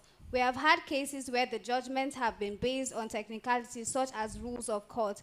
Wouldn't you say that this leads to cases of injustice where rulings are not even based on the merits of the case or its substance? What is the way forward?" Very good. I will start by saying, may the soul of Justice Chukwuedifo Oputa rest in peace, because he is a justice of the Supreme Court who has always been insisting that technicalities should not be used in arriving at a decision in the court. And unfortunately, as I have said, some of us who have come up a long way, when we see cases, we read the judgment, because some of us now at the academic, what we do is we read some of the judges, some of the judgments passed, and then if we see any deviation or anything, we write to the judge that this ought to be this. Why didn't you consider this? Could this evidence be evaluated in this way, and so on and so forth? That is what most of us in the academics, that's why we don't pursue senior advocate of Nigeria. We want to sit down and contribute. So technical justice in all jurisdiction is an aberration, is a denial of justice, and we discourage it. And I'm appealing to my young lawyers from the School of Law, when you become judges, please avoid technicality. Don't rely on technicality to arrive at a decision, because the Supreme Court has consistently in a plethora of cases that technicality should not be used to do what? To arrive at a decision. But unfortunately, it is done. Any other question? The last question: how is the legal system changing if we are still battling with social legal problems like unjust hearings in a nation that practices democracy? In the past months, we have seen cases of unjust hearings from the helpless middle class to even high-ranking political office holders. Where then can we see this legal change? Well, it's a matter of time, with young persons coming and with talks such as this. We stimulate people's thought. We stimulate people's thinking that, look, the right thing should be done. We quite agree. For instance, you see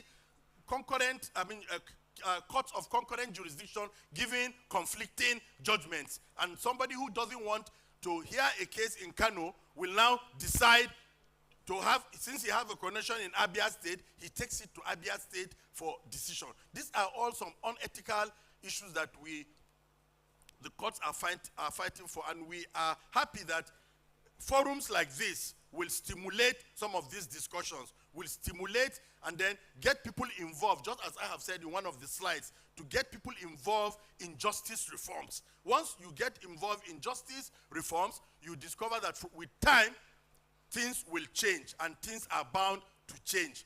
We cannot continue like this. Thank you very much.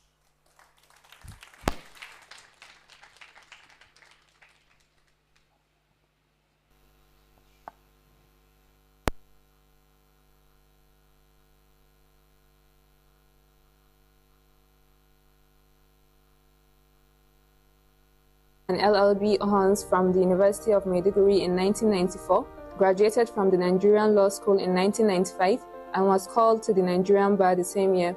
He began his career at Ricky Tarfa & Co., Lagos, during his NYSC in 1995, rising to partner by 2001. Currently, he is Deputy Managing Partner and heads the firm's Corporate and Commercial Law Department. He holds an LLM from the University of Lagos 1998, was sworn as a notary public in 2004, and became a Senior Advocate of Nigeria, SAN, in 2022. He has over 29 years of legal experience. Ladies and gentlemen, let's welcome Barrister Andrew Malgui.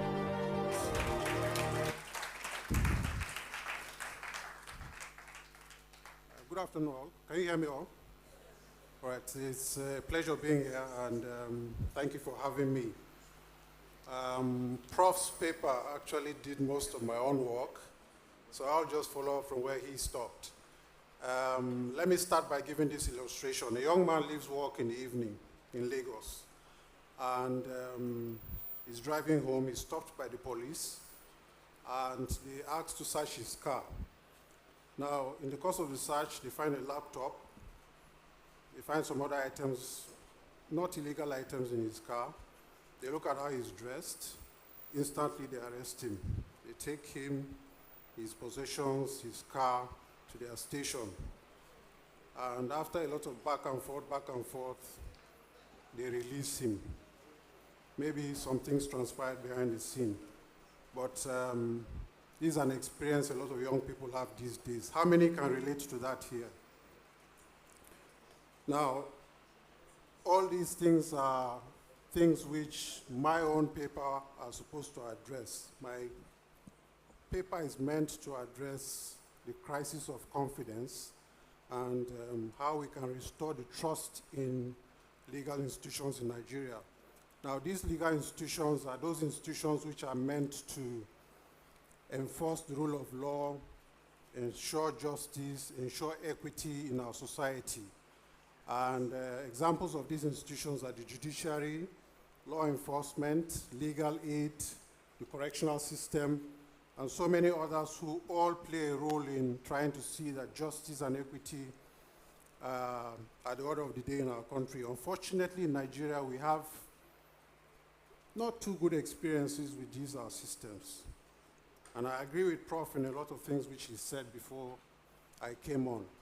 Now, the judicial system here is modeled after the common law system, and we operate the common law in Nigeria. We have had the opportunity of reviewing a lot of our laws, but the rate at which we review is quite slower than how society moves. And law is also a function of society.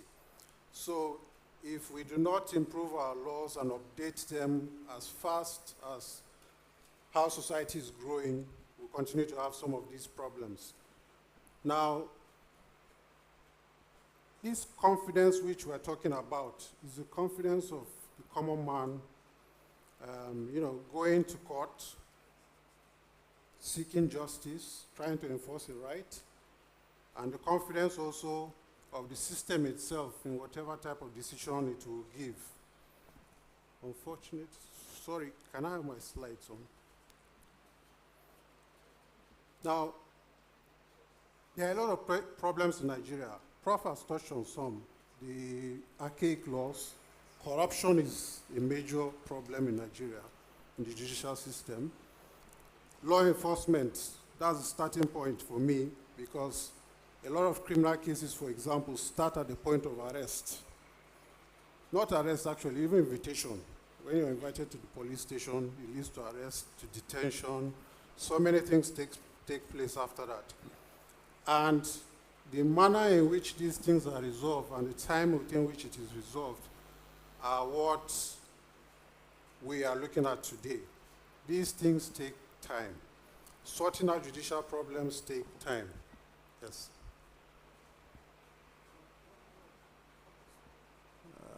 No, I don't think this is mine. Yeah, so sorting out these problems take a lot of time. I'll give an example. I do a lot of commercial law and litigation arising from commercial transactions. Now, commercial transactions, as you all know, involve the money, the economy, the system running. So when you come to Nigeria, for example, and you have a contract, and the contract fails or there are problems and you have to resort to the court to resolve these problems, and this problem is taking 10 years, 15 years, 20 years to resolve, parties will move on. Losses will be made. I'll give an example. I had a case which started in 1999. It was a commercial transaction involving the importation of rice. At that time, Nigeria used to import a lot of rice. And we started in the Federal High Court in 1999. Before the Federal High Court gave its decision, it was 2009. That was a period of 10 years. We went on appeal to the Court of Appeal from 2009. Court of Appeal gave its decision in 2015. The respondent who failed at the Court of Appeal was not satisfied and appealed to the Supreme Court. As we speak right now, that appeal is still pending at the Supreme Court of Nigeria. Fortunately for us, our own client had insurance on the shipment, so the insurance paid. But the insurers are still pursuing this case so that they can recover the money they paid. So that's just an example of some of these problems we have, which have, by extension, created this lack of trust within the system. So most Nigerians don't believe in the legal system. Most Nigerians have moved to social media to sort out their legal problems because they have this faceless community there who can relate to them. Most Nigerians have gone back to the traditional method of sorting out certain disputes through their communities, their chiefs, family heads, and so on and so forth. Now, having established that there's this problem, what do we do to change the narrative? Prof has indicated there are reforms going on, but these reforms are really very slow. That's why one of the reasons why when the organizers of this event invited me, I said, yes, I better speak to the students because your minds are still fresh. Maybe you can use innovation, technology, bright minds to bring up new blueprints which we can use to change the legal institutions in Nigeria. Now, the judiciary, for example, has been taking this initiative of trying to cut down on time in sorting out a lot of cases. Many states have reviewed their laws and rules in which they handle these cases. But still, within these rules, inherent in them, there's still this slow progression of these cases. Sometimes I look at it as a human factor because all of us are human beings. If you have a plaintiff and the defendant knows that his case is bad, he will use the system to frustrate the progress of any case. Yeah, and the rules really have this room, which were not meant to be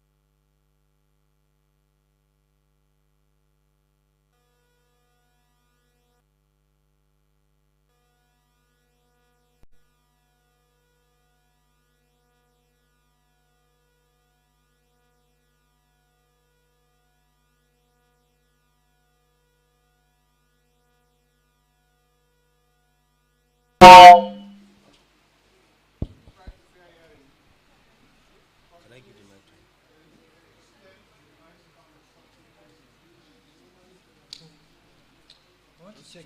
Help me check.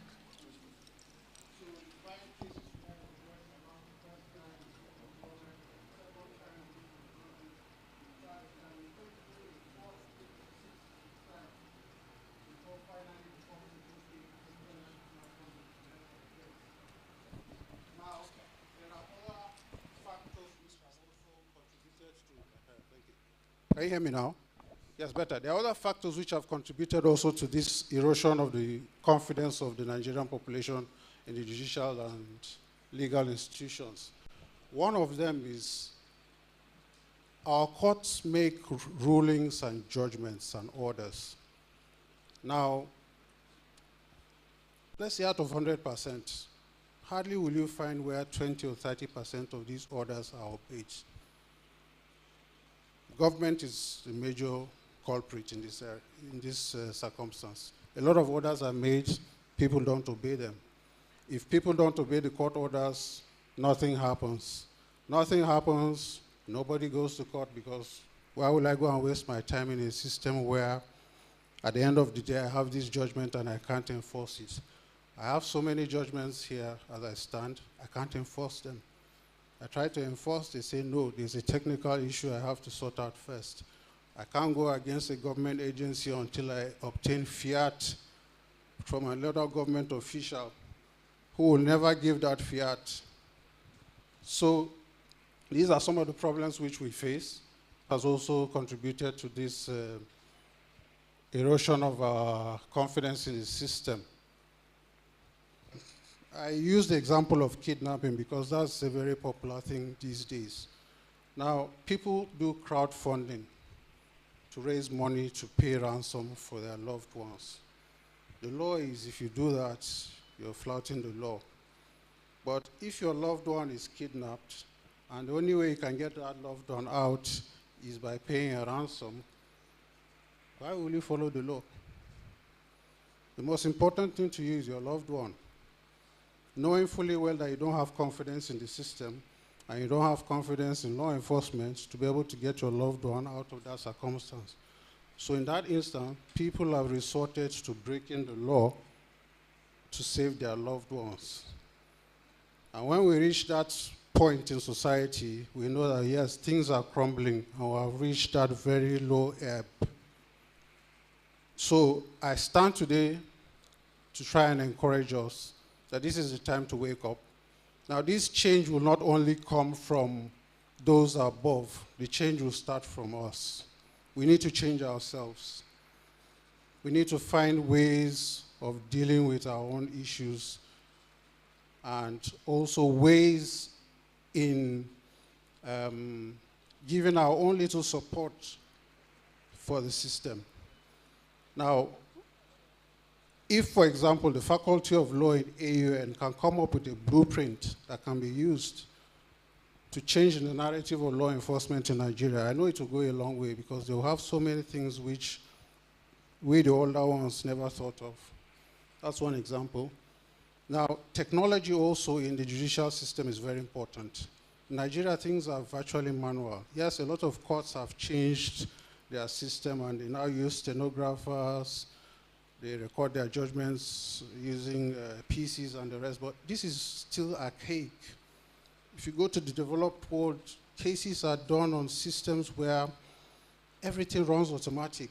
When it's time for the case to come up, it will come up.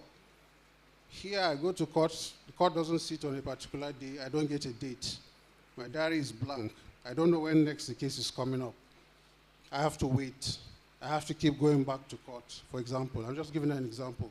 Now, if we as citizens are able to innovate, use technology, and also continue to push for change, I'm sure all these changes will come faster than it is now going. I gave a few examples of what we can do for us to change this narrative. Judicial reform was one. Secondly, the need for transparent discipline within the law enforcement. I'm happy to say the Nigerian, what do you call it, the police commission these days has taken a bold step. A lot of police officers are being disciplined for infractions which they made. They either demoted, dismissed, and so many other forms of correction are done. Now, this is just a drop in the ocean. So much can be done. And if this narrative continues and these changes come, definitely there will be a change also in the perception of the public towards law enforcement and the legal institutions we have. There's a need for awareness as well. Majority of our people do not know our laws. So they go about doing their business without knowing that, okay, certain things which you do are wrong, certain things which you do can attract attention from law enforcement. And it's usually after experience that they get to know that this thing is wrong, and I'm already in police custody. In the civil part of it, a lot of people also don't realize that, okay, law is a function of society. You need lawyers in everything you do.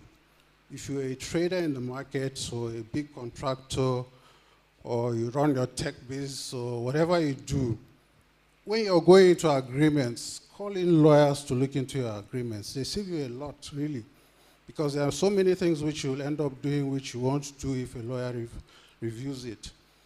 And through that public enlightenment, we'll be able to get a lot of confidence also in the system. Now, I also spoke about anti-corruption drive. In Nigeria, the anti-corruption drive, well, it's going. Today is good, tomorrow is bad. I can't say that, okay, we have made a lot of progress. If you look at it, you see that, okay, those who cannot afford, I use the word afford now, justice, are those who are prosecuted sometimes. Those big wigs up there, they seem untouchable. Now, if the anti-corruption drive is not very transparent and is not made to affect everyone, then definitely there's that lack of confidence in the system. People won't trust what you do. So that's one of the things I said. The respect for rule of law, also obeying judgment and court orders. This judgment and court orders I'm talking about, it also affects individuals. There's so many individuals that you get judgments against them and they just look at it and they tell you, is it not the court? What happened? Nothing. I don't care. Some don't even appear at all because as far as they are concerned, they are above the system. So until we get to that point where we can respect the rule of law and we can get all these things working in harmony, Nigeria won't move forward. Recently, I'll give examples. Nigeria only moves forward a bit when it comes to decisions made against them. There are certain decisions which are made by international courts. That's when you hear Nigeria in the news. That's when our legal teams sit up and they start looking into it. There was this incident where I think an aircraft was arrested sometime ago in France, and the aircraft belonged to one of the state governments here. And it was a result of a judgment of, I think a court here in Nigeria also, but they tried to enforce it outside Nigeria. And because that aircraft was seized out of Nigeria, that's why it came into the news. If they wanted to enforce in Nigeria here, nothing would happen. And that's how it would have gone. So, ladies and gentlemen, I'm here to plead with you that please, this duty of restoring confidence in our system does not just lie with those above. All of us have a hand to play in it. Let's please try to step up. Don't feel that, okay, I'm just a student, there's nothing I can do. But as a student, there's so much you can do. Bring up the ideas, use the proper channels, and hopefully we'll try and make our country better again. I have a more detailed paper which I've shared with the organizers. I'm sure if you read it, you'll have more details about these things. Time is short here, so there's not so much I can do. But Prof actually touched a lot on most of what I am here to say. Thank you very much. I can take questions also. Yes.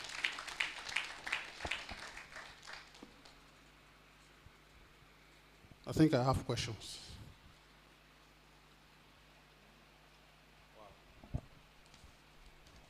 The first question, considering the handling of Senator Akpoti's case so far, how can you regain trust in Nigeria's legal system, especially regarding social justice for women? Well, that's a live, that's a live case going on. And unfortunately, there are legal procedures which are ongoing. The little I know is what I read on social media, and I don't want to rely on that. But one thing is certain, not just women, men, women, it's very important for us to protect our rights. And in whatever position you find yourself, position of authority, whether it's in school, out there in business, make sure you protect rights, because today you trample on someone's rights, tomorrow you'll be the person at the receiving end. I hope that answers the question.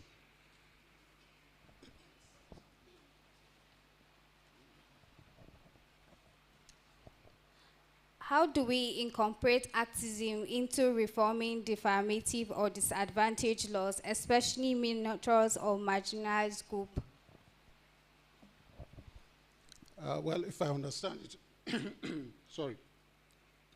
Now, law reform is something in Nigeria. We have institutions for law reform.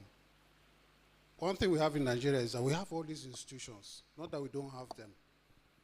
But how they function is what is the problem. Now, another thing which I also mentioned in my paper is that public enlightenment. People don't know what to do when they're supposed to do so. there are channels with which law reform comes. The National Assembly makes laws, and these National Assembly and state assemblies have committees through which they act. Now, if you have any issue or any subject or any particular reason for which you want law reform, I think the proper channel should be through these law-making bodies. Now, as activists, you have a greater role because you understand these things. You also engage the people who are affected by these things which you do. And through that activism, you're able to put together whatever change you want, whatever impact, any innovation you have through the legal bodies who are responsible for law reform. That's if I understand the question correctly. Yeah. Any other questions? That's all. Okay. Thank you very much for your time. Thank you.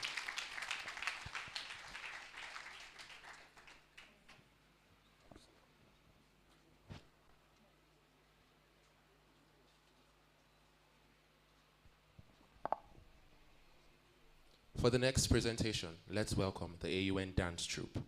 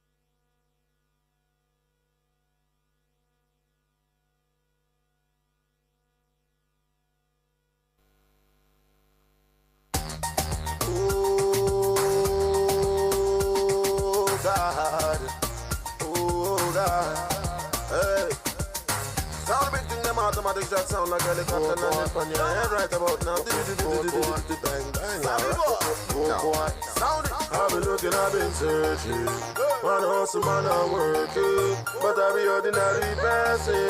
Waiting you see, I got the blessing. Yeah, yeah. Oh, no be something. Savannah long thing. So they no go greed that one for me. Oh, no be something. Savannah long thing. So they no go greed that one for me. Do not plan for go. Oh yeah, what if I go down? You know share body mojo from ocean. Say I don't come to cause commotion. When a boy don't blow like explosion. Me a the rap Goroga. Tell me they make you Goroga. Long to me tell you one. Olu abon no big one. Check and balance and say fast that and then go palada. Then they all my name from here to Canada. Give them something with long way bend like banana. We are big I've been looking, I've been searching. Man hustle, man I working. But I be ordinary person. Waiting you see, I got the blessing. Oh, no be something. Savannah long thing. So they no go greed that one for me. Oh, no be something. Savannah long thing. So they no go greed that one for me. Man I get grimy, gyal a enjoy me. Say that the rhythm me just shows headline me. Able one sign me, no boy can't buy me. Man a bad man, FBI can't find me. More time me look clean and shiny. Me forget the time but me Rolex remind me. Real bad man them from Baghdad behind me. Focus on the Montana baba.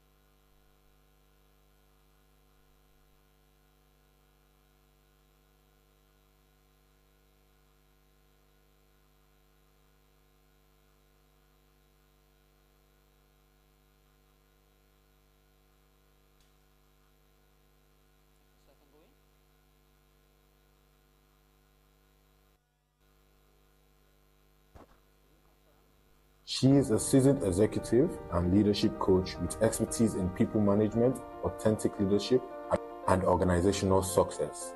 With experience in financial services, communication, and development sectors, she focuses on resolving people-related challenges and driving social impact. She holds a bachelor's degrees in economics and a postgraduate diploma in computer science, compliance, and HR management. A long life learner, she has pursued certifications from institutions like Harvard Business School. She is a humanitarian. She supports girl-child education, women and youth empowerment, and child development. Ladies and gentlemen, welcome on stage, Coach Nafs.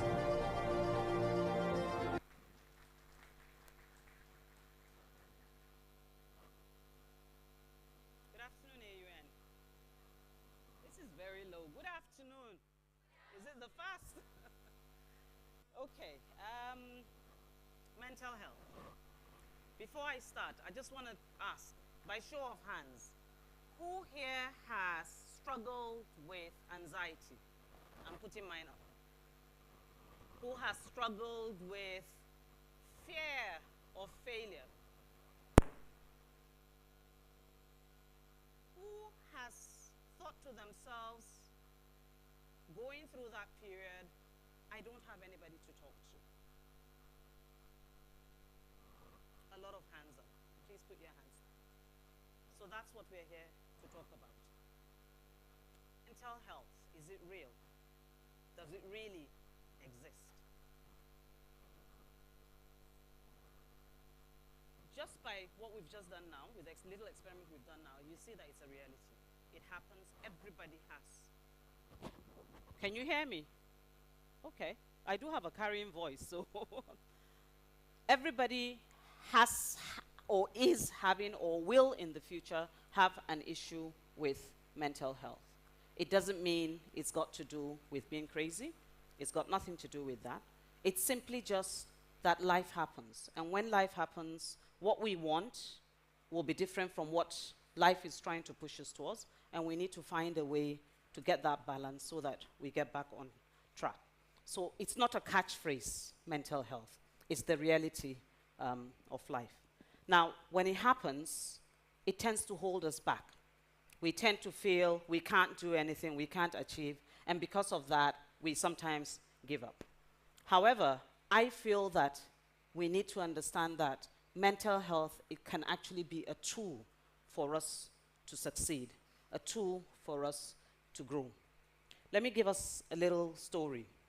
I find myself here, AUN, a university in Nigeria, so I'll limit what I'm going to talk to you about within the university space, a university in Nigeria, as it were. Let's speak about two youth, Halim and Halima. Don't ask me why those names, they just came to mind. Both have previously been very hardworking students, excellent results, well-behaved, high achievers. And then for no reason whatsoever, they started having issues. Missed deadlines, just don't have the skill to get up and do whatever it is that they need to do. Not doing well at exams, not doing well at whatever test, just not being able to meet the requirements of what the academic life expects of them, or even at home, for no reason whatsoever. Fast track a few years later, Halim somehow by chance has gotten the help he needs. He's doing excellently well, a graduate, doing brilliantly professionally as well as personally. Halima, on the other hand, for whatever reason, never spoke up and never got the help she needed. Instead, she was labeled lazy. She was told she was always making excuses, and she would just had people give up on her. Somehow, she managed to, several years later than Halim, graduate, but up till now, she's struggling with life, struggling to make it professionally, struggling to make it personally. Two people that started off pretty much the same level with very different stories, but all revolving around the ability or inability to handle mental health issues. That's the reality for most Nigerian students. It's something that a lot of our youth face, a lot of our youth struggle. So I'm really, really honored to have this discussion, speaking to students and the lecturers, and hopefully, because I feel this has a very huge impact on not just the youth of tomorrow, but on humanity as generally, that this also gets to our parents. Is a need to change the narrative. There is a need to look at how we can turn around these issues that our youth face so that it becomes a tool to help them grow. As I said earlier on, a lot of youth face this at the universities, focusing on just the universities, but it's everywhere. Call it, names, workspace, wherever it is, we tend to face, even right now, some of us that are supposedly adult and facing life will and are still going through mental health issues. And you find that, like the university systems, it tends to be dismissed. It tends to be stigmatized. And so little is done with regarding helping, whether a student in the public sector or a student in the private sector. With the public sectors, we say it's easy enough. We know there's always a lot of issues with the public sector. I mean, the fact that we have private universities is a direct result of the fact that there are several issues with the public system. Incessant strikes. You go in 1 year, you have no idea when you're going to graduate. Some can spend 10 years at university, not because they're dull or because they're struggling, but simply because the Nigerian life has happened to them. Pressures, be it academic or non-academic, whether it's a non-talent lecturer, it's the lastminute.com, so the lecturer disappears for the whole semester, and then 2 weeks before the semester comes and gives you a large set of notes that you have to cram, having money to buy handouts over handouts constantly that you almost never get the time to read. In fact, at university, you answer a question, you answer it logically, you apply it, but you get marked nil simply because you have not regurgitated exactly what it was that the lecturer gave you. Infrastructure. The issues with regards having an overcrowded hall. The issues with regards terrible hostel conditions. The list is endless. Financial stress. In as much as it's supposedly cheaper than with the private sector, you still have most public sector students struggling to pay the university fees. Okay, I think that's where I come. Thank you. So you would have thought that with the private sector, you wouldn't have that, right? And I'm sure some of you are already thinking, at least I know, last year was quite an awful year. Power struck. So we do have our issues even within the private system. Social pressure is one, and just not being able to fit in. The fact that parents have been able to pay fees does not necessarily mean everybody here is on the same level. So struggling to keep up with the Joneses creates a lot of stress for most private sector students. High expectations. As a parent, I know how much I'm paying the fees. So whether I say it or not, there's going to be a lot of pressure on my child to justify the high fees that are being paid. That places a lot of stress on the child. Systemic and institutional failures. Again, we feel we're paying so much, so we expect the sky and the moon. The universities are expected to do quite a lot to meet up with our demands. And when they fail, because reality is that a lot of the times they won't be able to afford that, it causes a lot of anxiety and stress. Now, sometimes, whether private or public, the fact that you are in Nigeria happens to you. And there are some things that you just can't escape.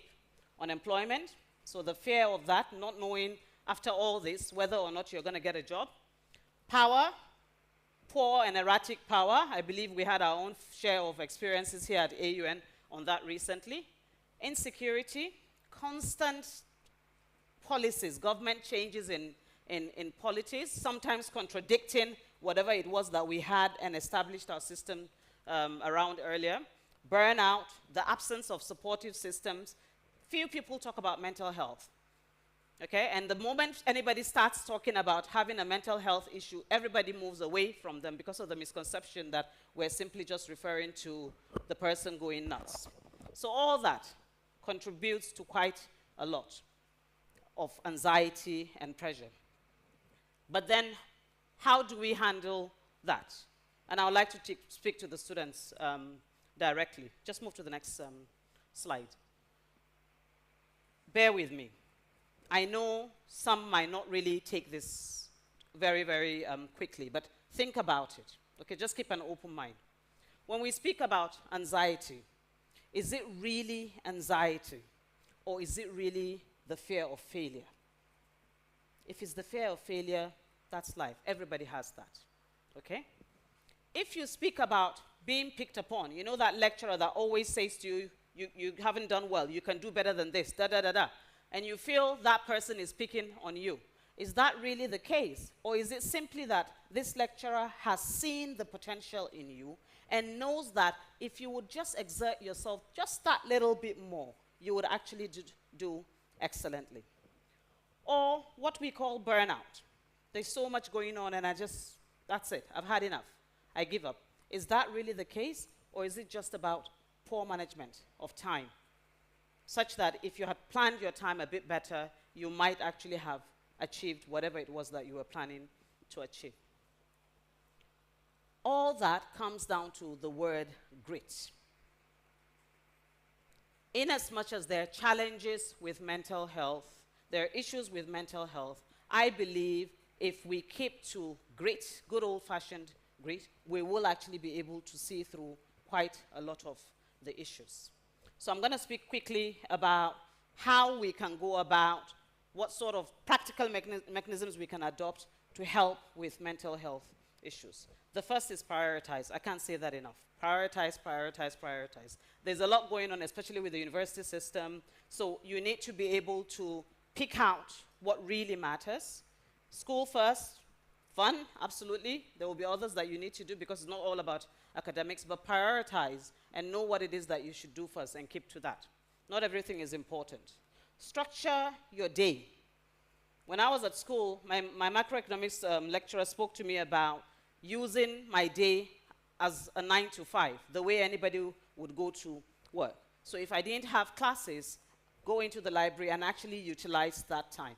The honest truth is, I know when adults tell you this, you feel, oh yeah, right, did she do that during her time? I did do that during my time. And I found that it helped a lot. It helped cope with quite a lot of the anxiety. And it freed my evenings much more because a lot of the things that I would have had to do at the evening, I actually did during the day. Prepare for exams from day one. As students, we will naturally always have the tendency to have fun during the semester and then start revising for exams 2 weeks before the paper. And it just causes a lot of issues. I see people smiling, but that is the truth. Think of if you started practicing or started revising your notes from day one and just taking your time with it. It becomes easier, it's less stressful, and by the time the semester has come to an end, what you end up with, you already know the material. It's just literally a walk in the park. Ask for help. We find that very difficult. I promise you, nobody ever made it by themselves. And the truth of the matter is a lot of successful people, without naming names, a lot of successful people that you see here actually were able to get through mental health issues to succeed in life. And they did that by asking for help. So lean on your network. Ask the lecturer, the mentor, the parent, whoever it is that you know you can trust to help you through. Tackle only your burdens. We tend to worry about things that are not our business. Thank you. Yes, the fees are expensive. How can mommy and daddy afford da da da da? But thank you very much. Leave that to daddy and mommy. They sent you to school. They will sort that out. You instead focus on getting the right results and getting the learning that they require of you. Your health before everything. If you're not healthy, it's not going to happen. And health means physical, it means emotional, it means mental health. Make time for yourself. Eat well, sleep well, play. No screen time, guys. Literally go out there and actually find something practical to do. And just ensure that practice mindfulness. It could be journaling, it could be breathing exercises, whatever it is that keeps you staying, if I can use that word. And keep trying. Never give up. Never ever give up. Whatever challenges you face might look like they are reasons for you to stop, they're not. They're actually reasons for you to pivot. Find another way around it. Find whatever changes that you need to make so that you can push through. There's different roles, and I categorize them into three: the lecturers, the parents, and the university system. And all are important for us to get through this crisis that I call, because in as much as a lot of us are ignoring it, it is there. But the first thing first is that for us to be of help to anybody, it needs awareness. So we need to educate ourselves on mental health, on the topic mental health. Lecturers will tend to be the ones to notice first, because you tend to spend more time with the children while they're in school, or with the students while they're in school. So identify those and actually create safe spaces for them and advocate for systemic changes while you're within the system. Same thing with parents. Normalize it. Leave your children to speak up, as it were, safely, without any judgment. And for the universities, institutionalize support. Counseling, therapies, just giving the right space is actually a crucial thing now. It's not a luxury. It's mandatory that we have them in place. So in conclusion, it's just a call to action for us to understand that mental health is real. We need to accept and acknowledge it. We need to and also understand that resilience is real. They go hand in hand. We just need to find the balance between the two. We need to build a culture that allows the two to coexist.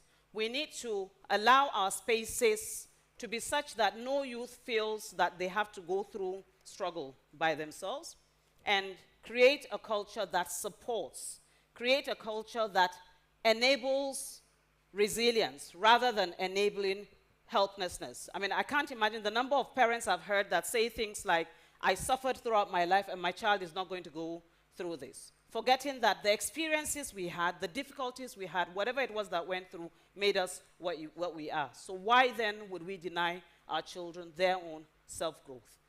Ensuring that we provide supportive systems, actually, or supportive support, ensures that the children grow. It's just a call to action. Mental health is not a trap. It's a tool for growth. Thank you for listening.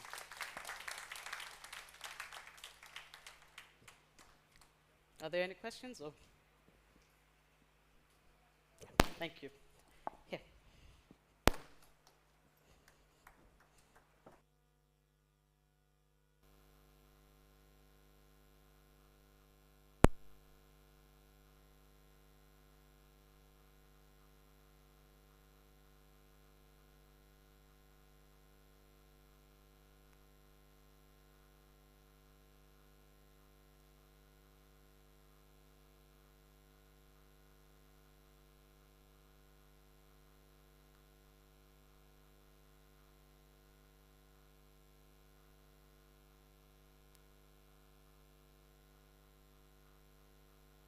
She is a multidisciplinary creative with over 7 years of experience as a content creator, photographer, creative director, and stylist. A graduate of radio, TV, and film from the American University of Nigeria. She merges media, culture, and social impact into compelling narratives and challenges the norm and inspired change. Her work has earned global recognition with features in Bella Niger, Marie Claire Nigeria, Channels TV, and Malbal Africa, as well as multiple awards. She has made history as the first plus-size contestant in Miss Universe Nigeria and Africa, using her platform to advocate for body positivity, inclusivity, and representation. Ladies and gentlemen, help me welcome on stage Miss Ufer Daniel.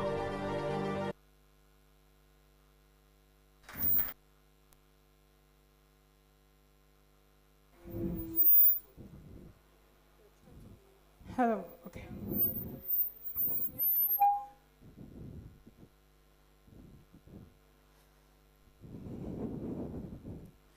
Good afternoon, everybody. How are we all doing today? I'm so honored to be here in front of you. I was telling them last time that the last time I was on this stage, I had a presentation, and ironically, it was for a class called Public Speaking, full circle. So I'm here to talk to you about a topic called becoming. When they first asked me, what am I going to talk about, I was thinking, for almost 2 months, I didn't know. But then I just told them becoming because the word just came to me. So I'm more like a gister. It's like I'm telling you a story, so I hope you enjoy my talk. So, as a young child, I grew up in a home where dreaming was nurtured. My parents always encouraged us to reach for the stars, even though there wasn't enough. You know, my average Nigerian home, if you know, you know. The type where you only get one outfit once a year. It's either your birthday or Christmas. There's no in between. So from a young age, I knew that life wasn't just about existing, but it was about becoming. And let me tell you something about becoming. It's not easy. It makes you to question yourself and who you are. One of the earliest questions I asked myself as a child was, what kind of woman am I going to be? Because I rarely saw a representation of my type in the media. That one aside, growing up in Nigeria, it has its own struggles, you know.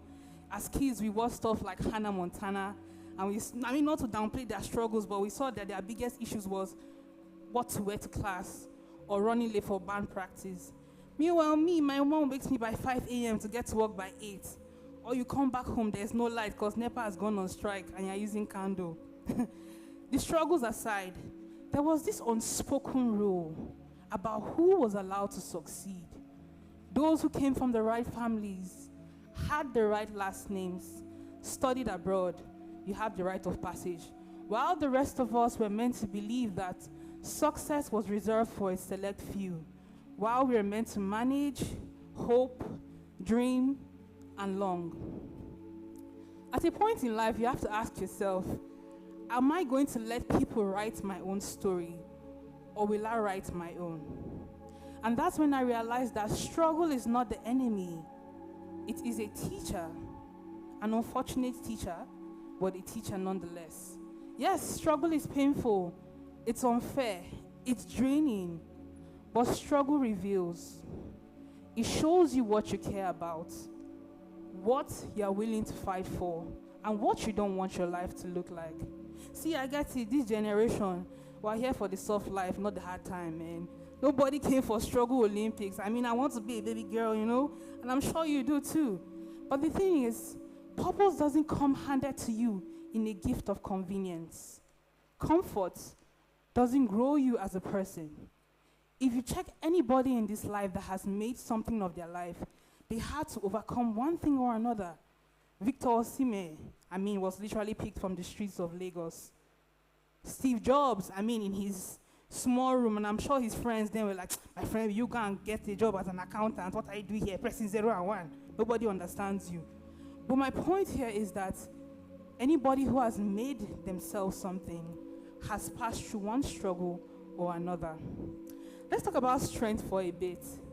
Most of us have been taught that to be strong means to endure, to hold everything in, to suffer in silence, and hold your problems on your shoulders like a badge of honor. You say things like, do you know where I'm coming from? As if pain automatically equals to power. But struggle alone does not build strength. It is what you do with that struggle that makes you to become. That strength, the one that you just absorb without transforming, that's survival. It's not just strength. There's this concept called anti-fragility by Nassim Nicholas Taleb. It says that some things, they break under pressure, while others, they withstand it. But the truly powerful things, they don't just withstand it, they grow because of it. Let's think about diamonds.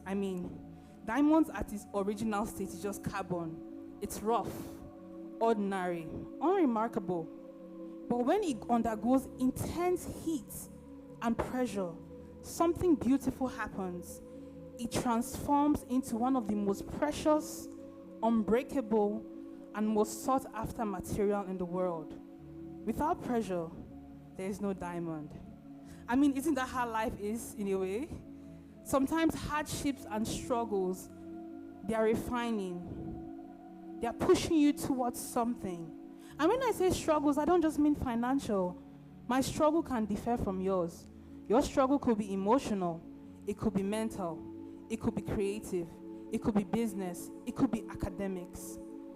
Let me tell you a little story for that more of my childhood. I was 10 living in Kaduna, and I hated where I lived. You know, back in the days, there was this diary they used to have in classrooms where you write your name and address. You know, when it comes to my turn, I just write someone else's address so that they can no cast, me they don't know where I'm coming from. Because my address was number 1, Salihu Ometo Close, Sabon Tasha. As opposed to hearing things like number 2, Kigali Road, Malali. I mean, one sounds like possibility. The other sounds like, Auntie, where did you come from? And there's something about growing up in certain places like this that makes you to wonder, will I ever make it out? Will I ever be bigger than where I come from? And in my case, where I came from was fetching water from a well because there was no running tap. Or you go across the street and hope your neighbor has borehole, you know? Or navigating a life in a place where people don't associate with becoming anything. So maybe the question is not, why am I struggling? Maybe the question is, what is my struggle teaching me? Maybe you're prepared for something much bigger than yourself that you don't know. Or maybe you need a little bit more character development and refine. And I know. How many character do I want to develop? Yes, I understand. Or maybe your life is not just for you. It's for other generations to see and know that they can become. So struggle is not just suffering.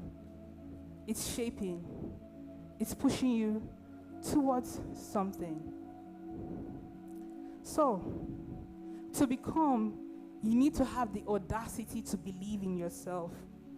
To believe that you're capable of more. Because when there's somebody who believes in themselves, there's absolutely nothing in this world that can stop you.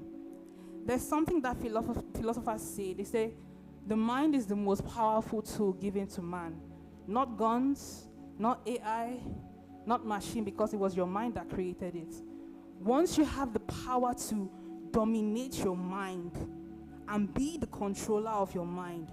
Okay, for example, let's say something goes out of your control. For person A, it can be your mood is ruined and the whole rest of your day you have no activity, you don't want to do anything, and that whole day is wasted.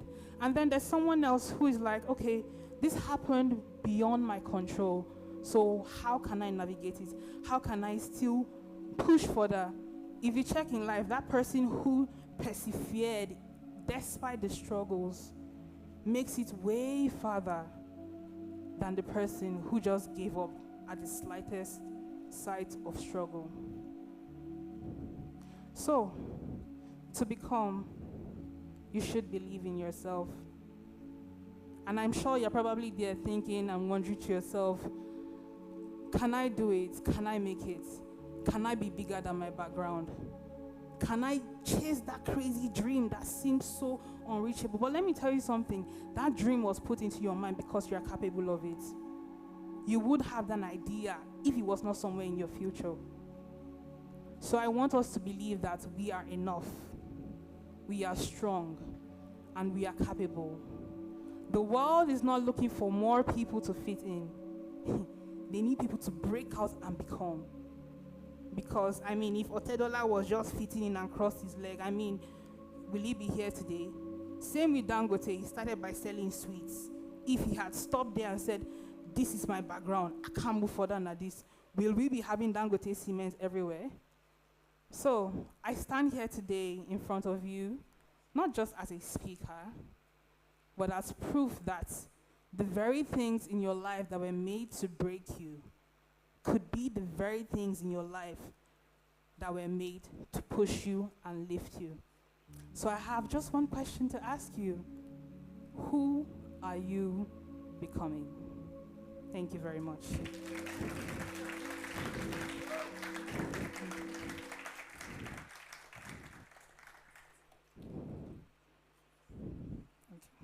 fine. Thank you.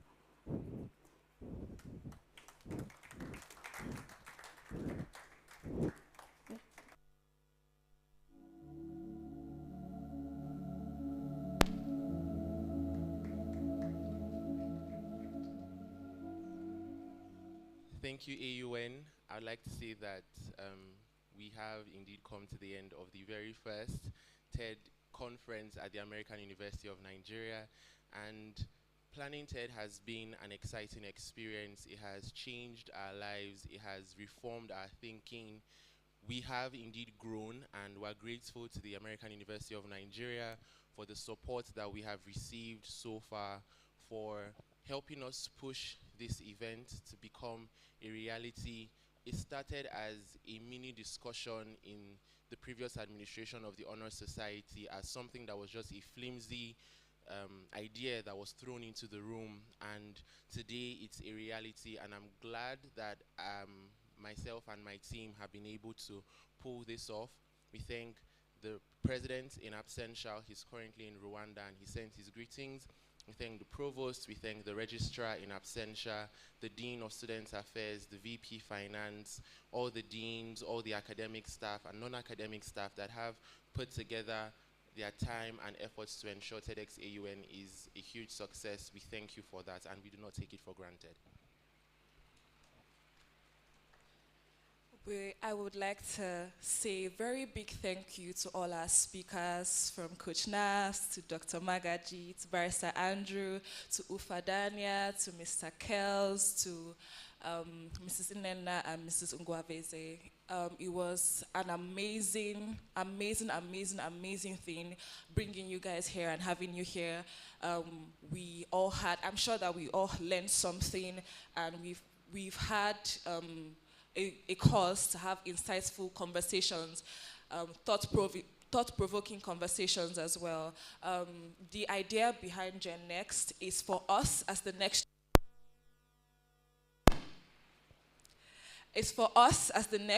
for the next generation to try and shift the narrative, to change the narrative. So this event was put together to, bring this idea to us and ensure that as we move forward in our daily activities, anywhere that we find ourselves, we are placing ourselves in positions where we are enforcing change and we are making change in our own very little way.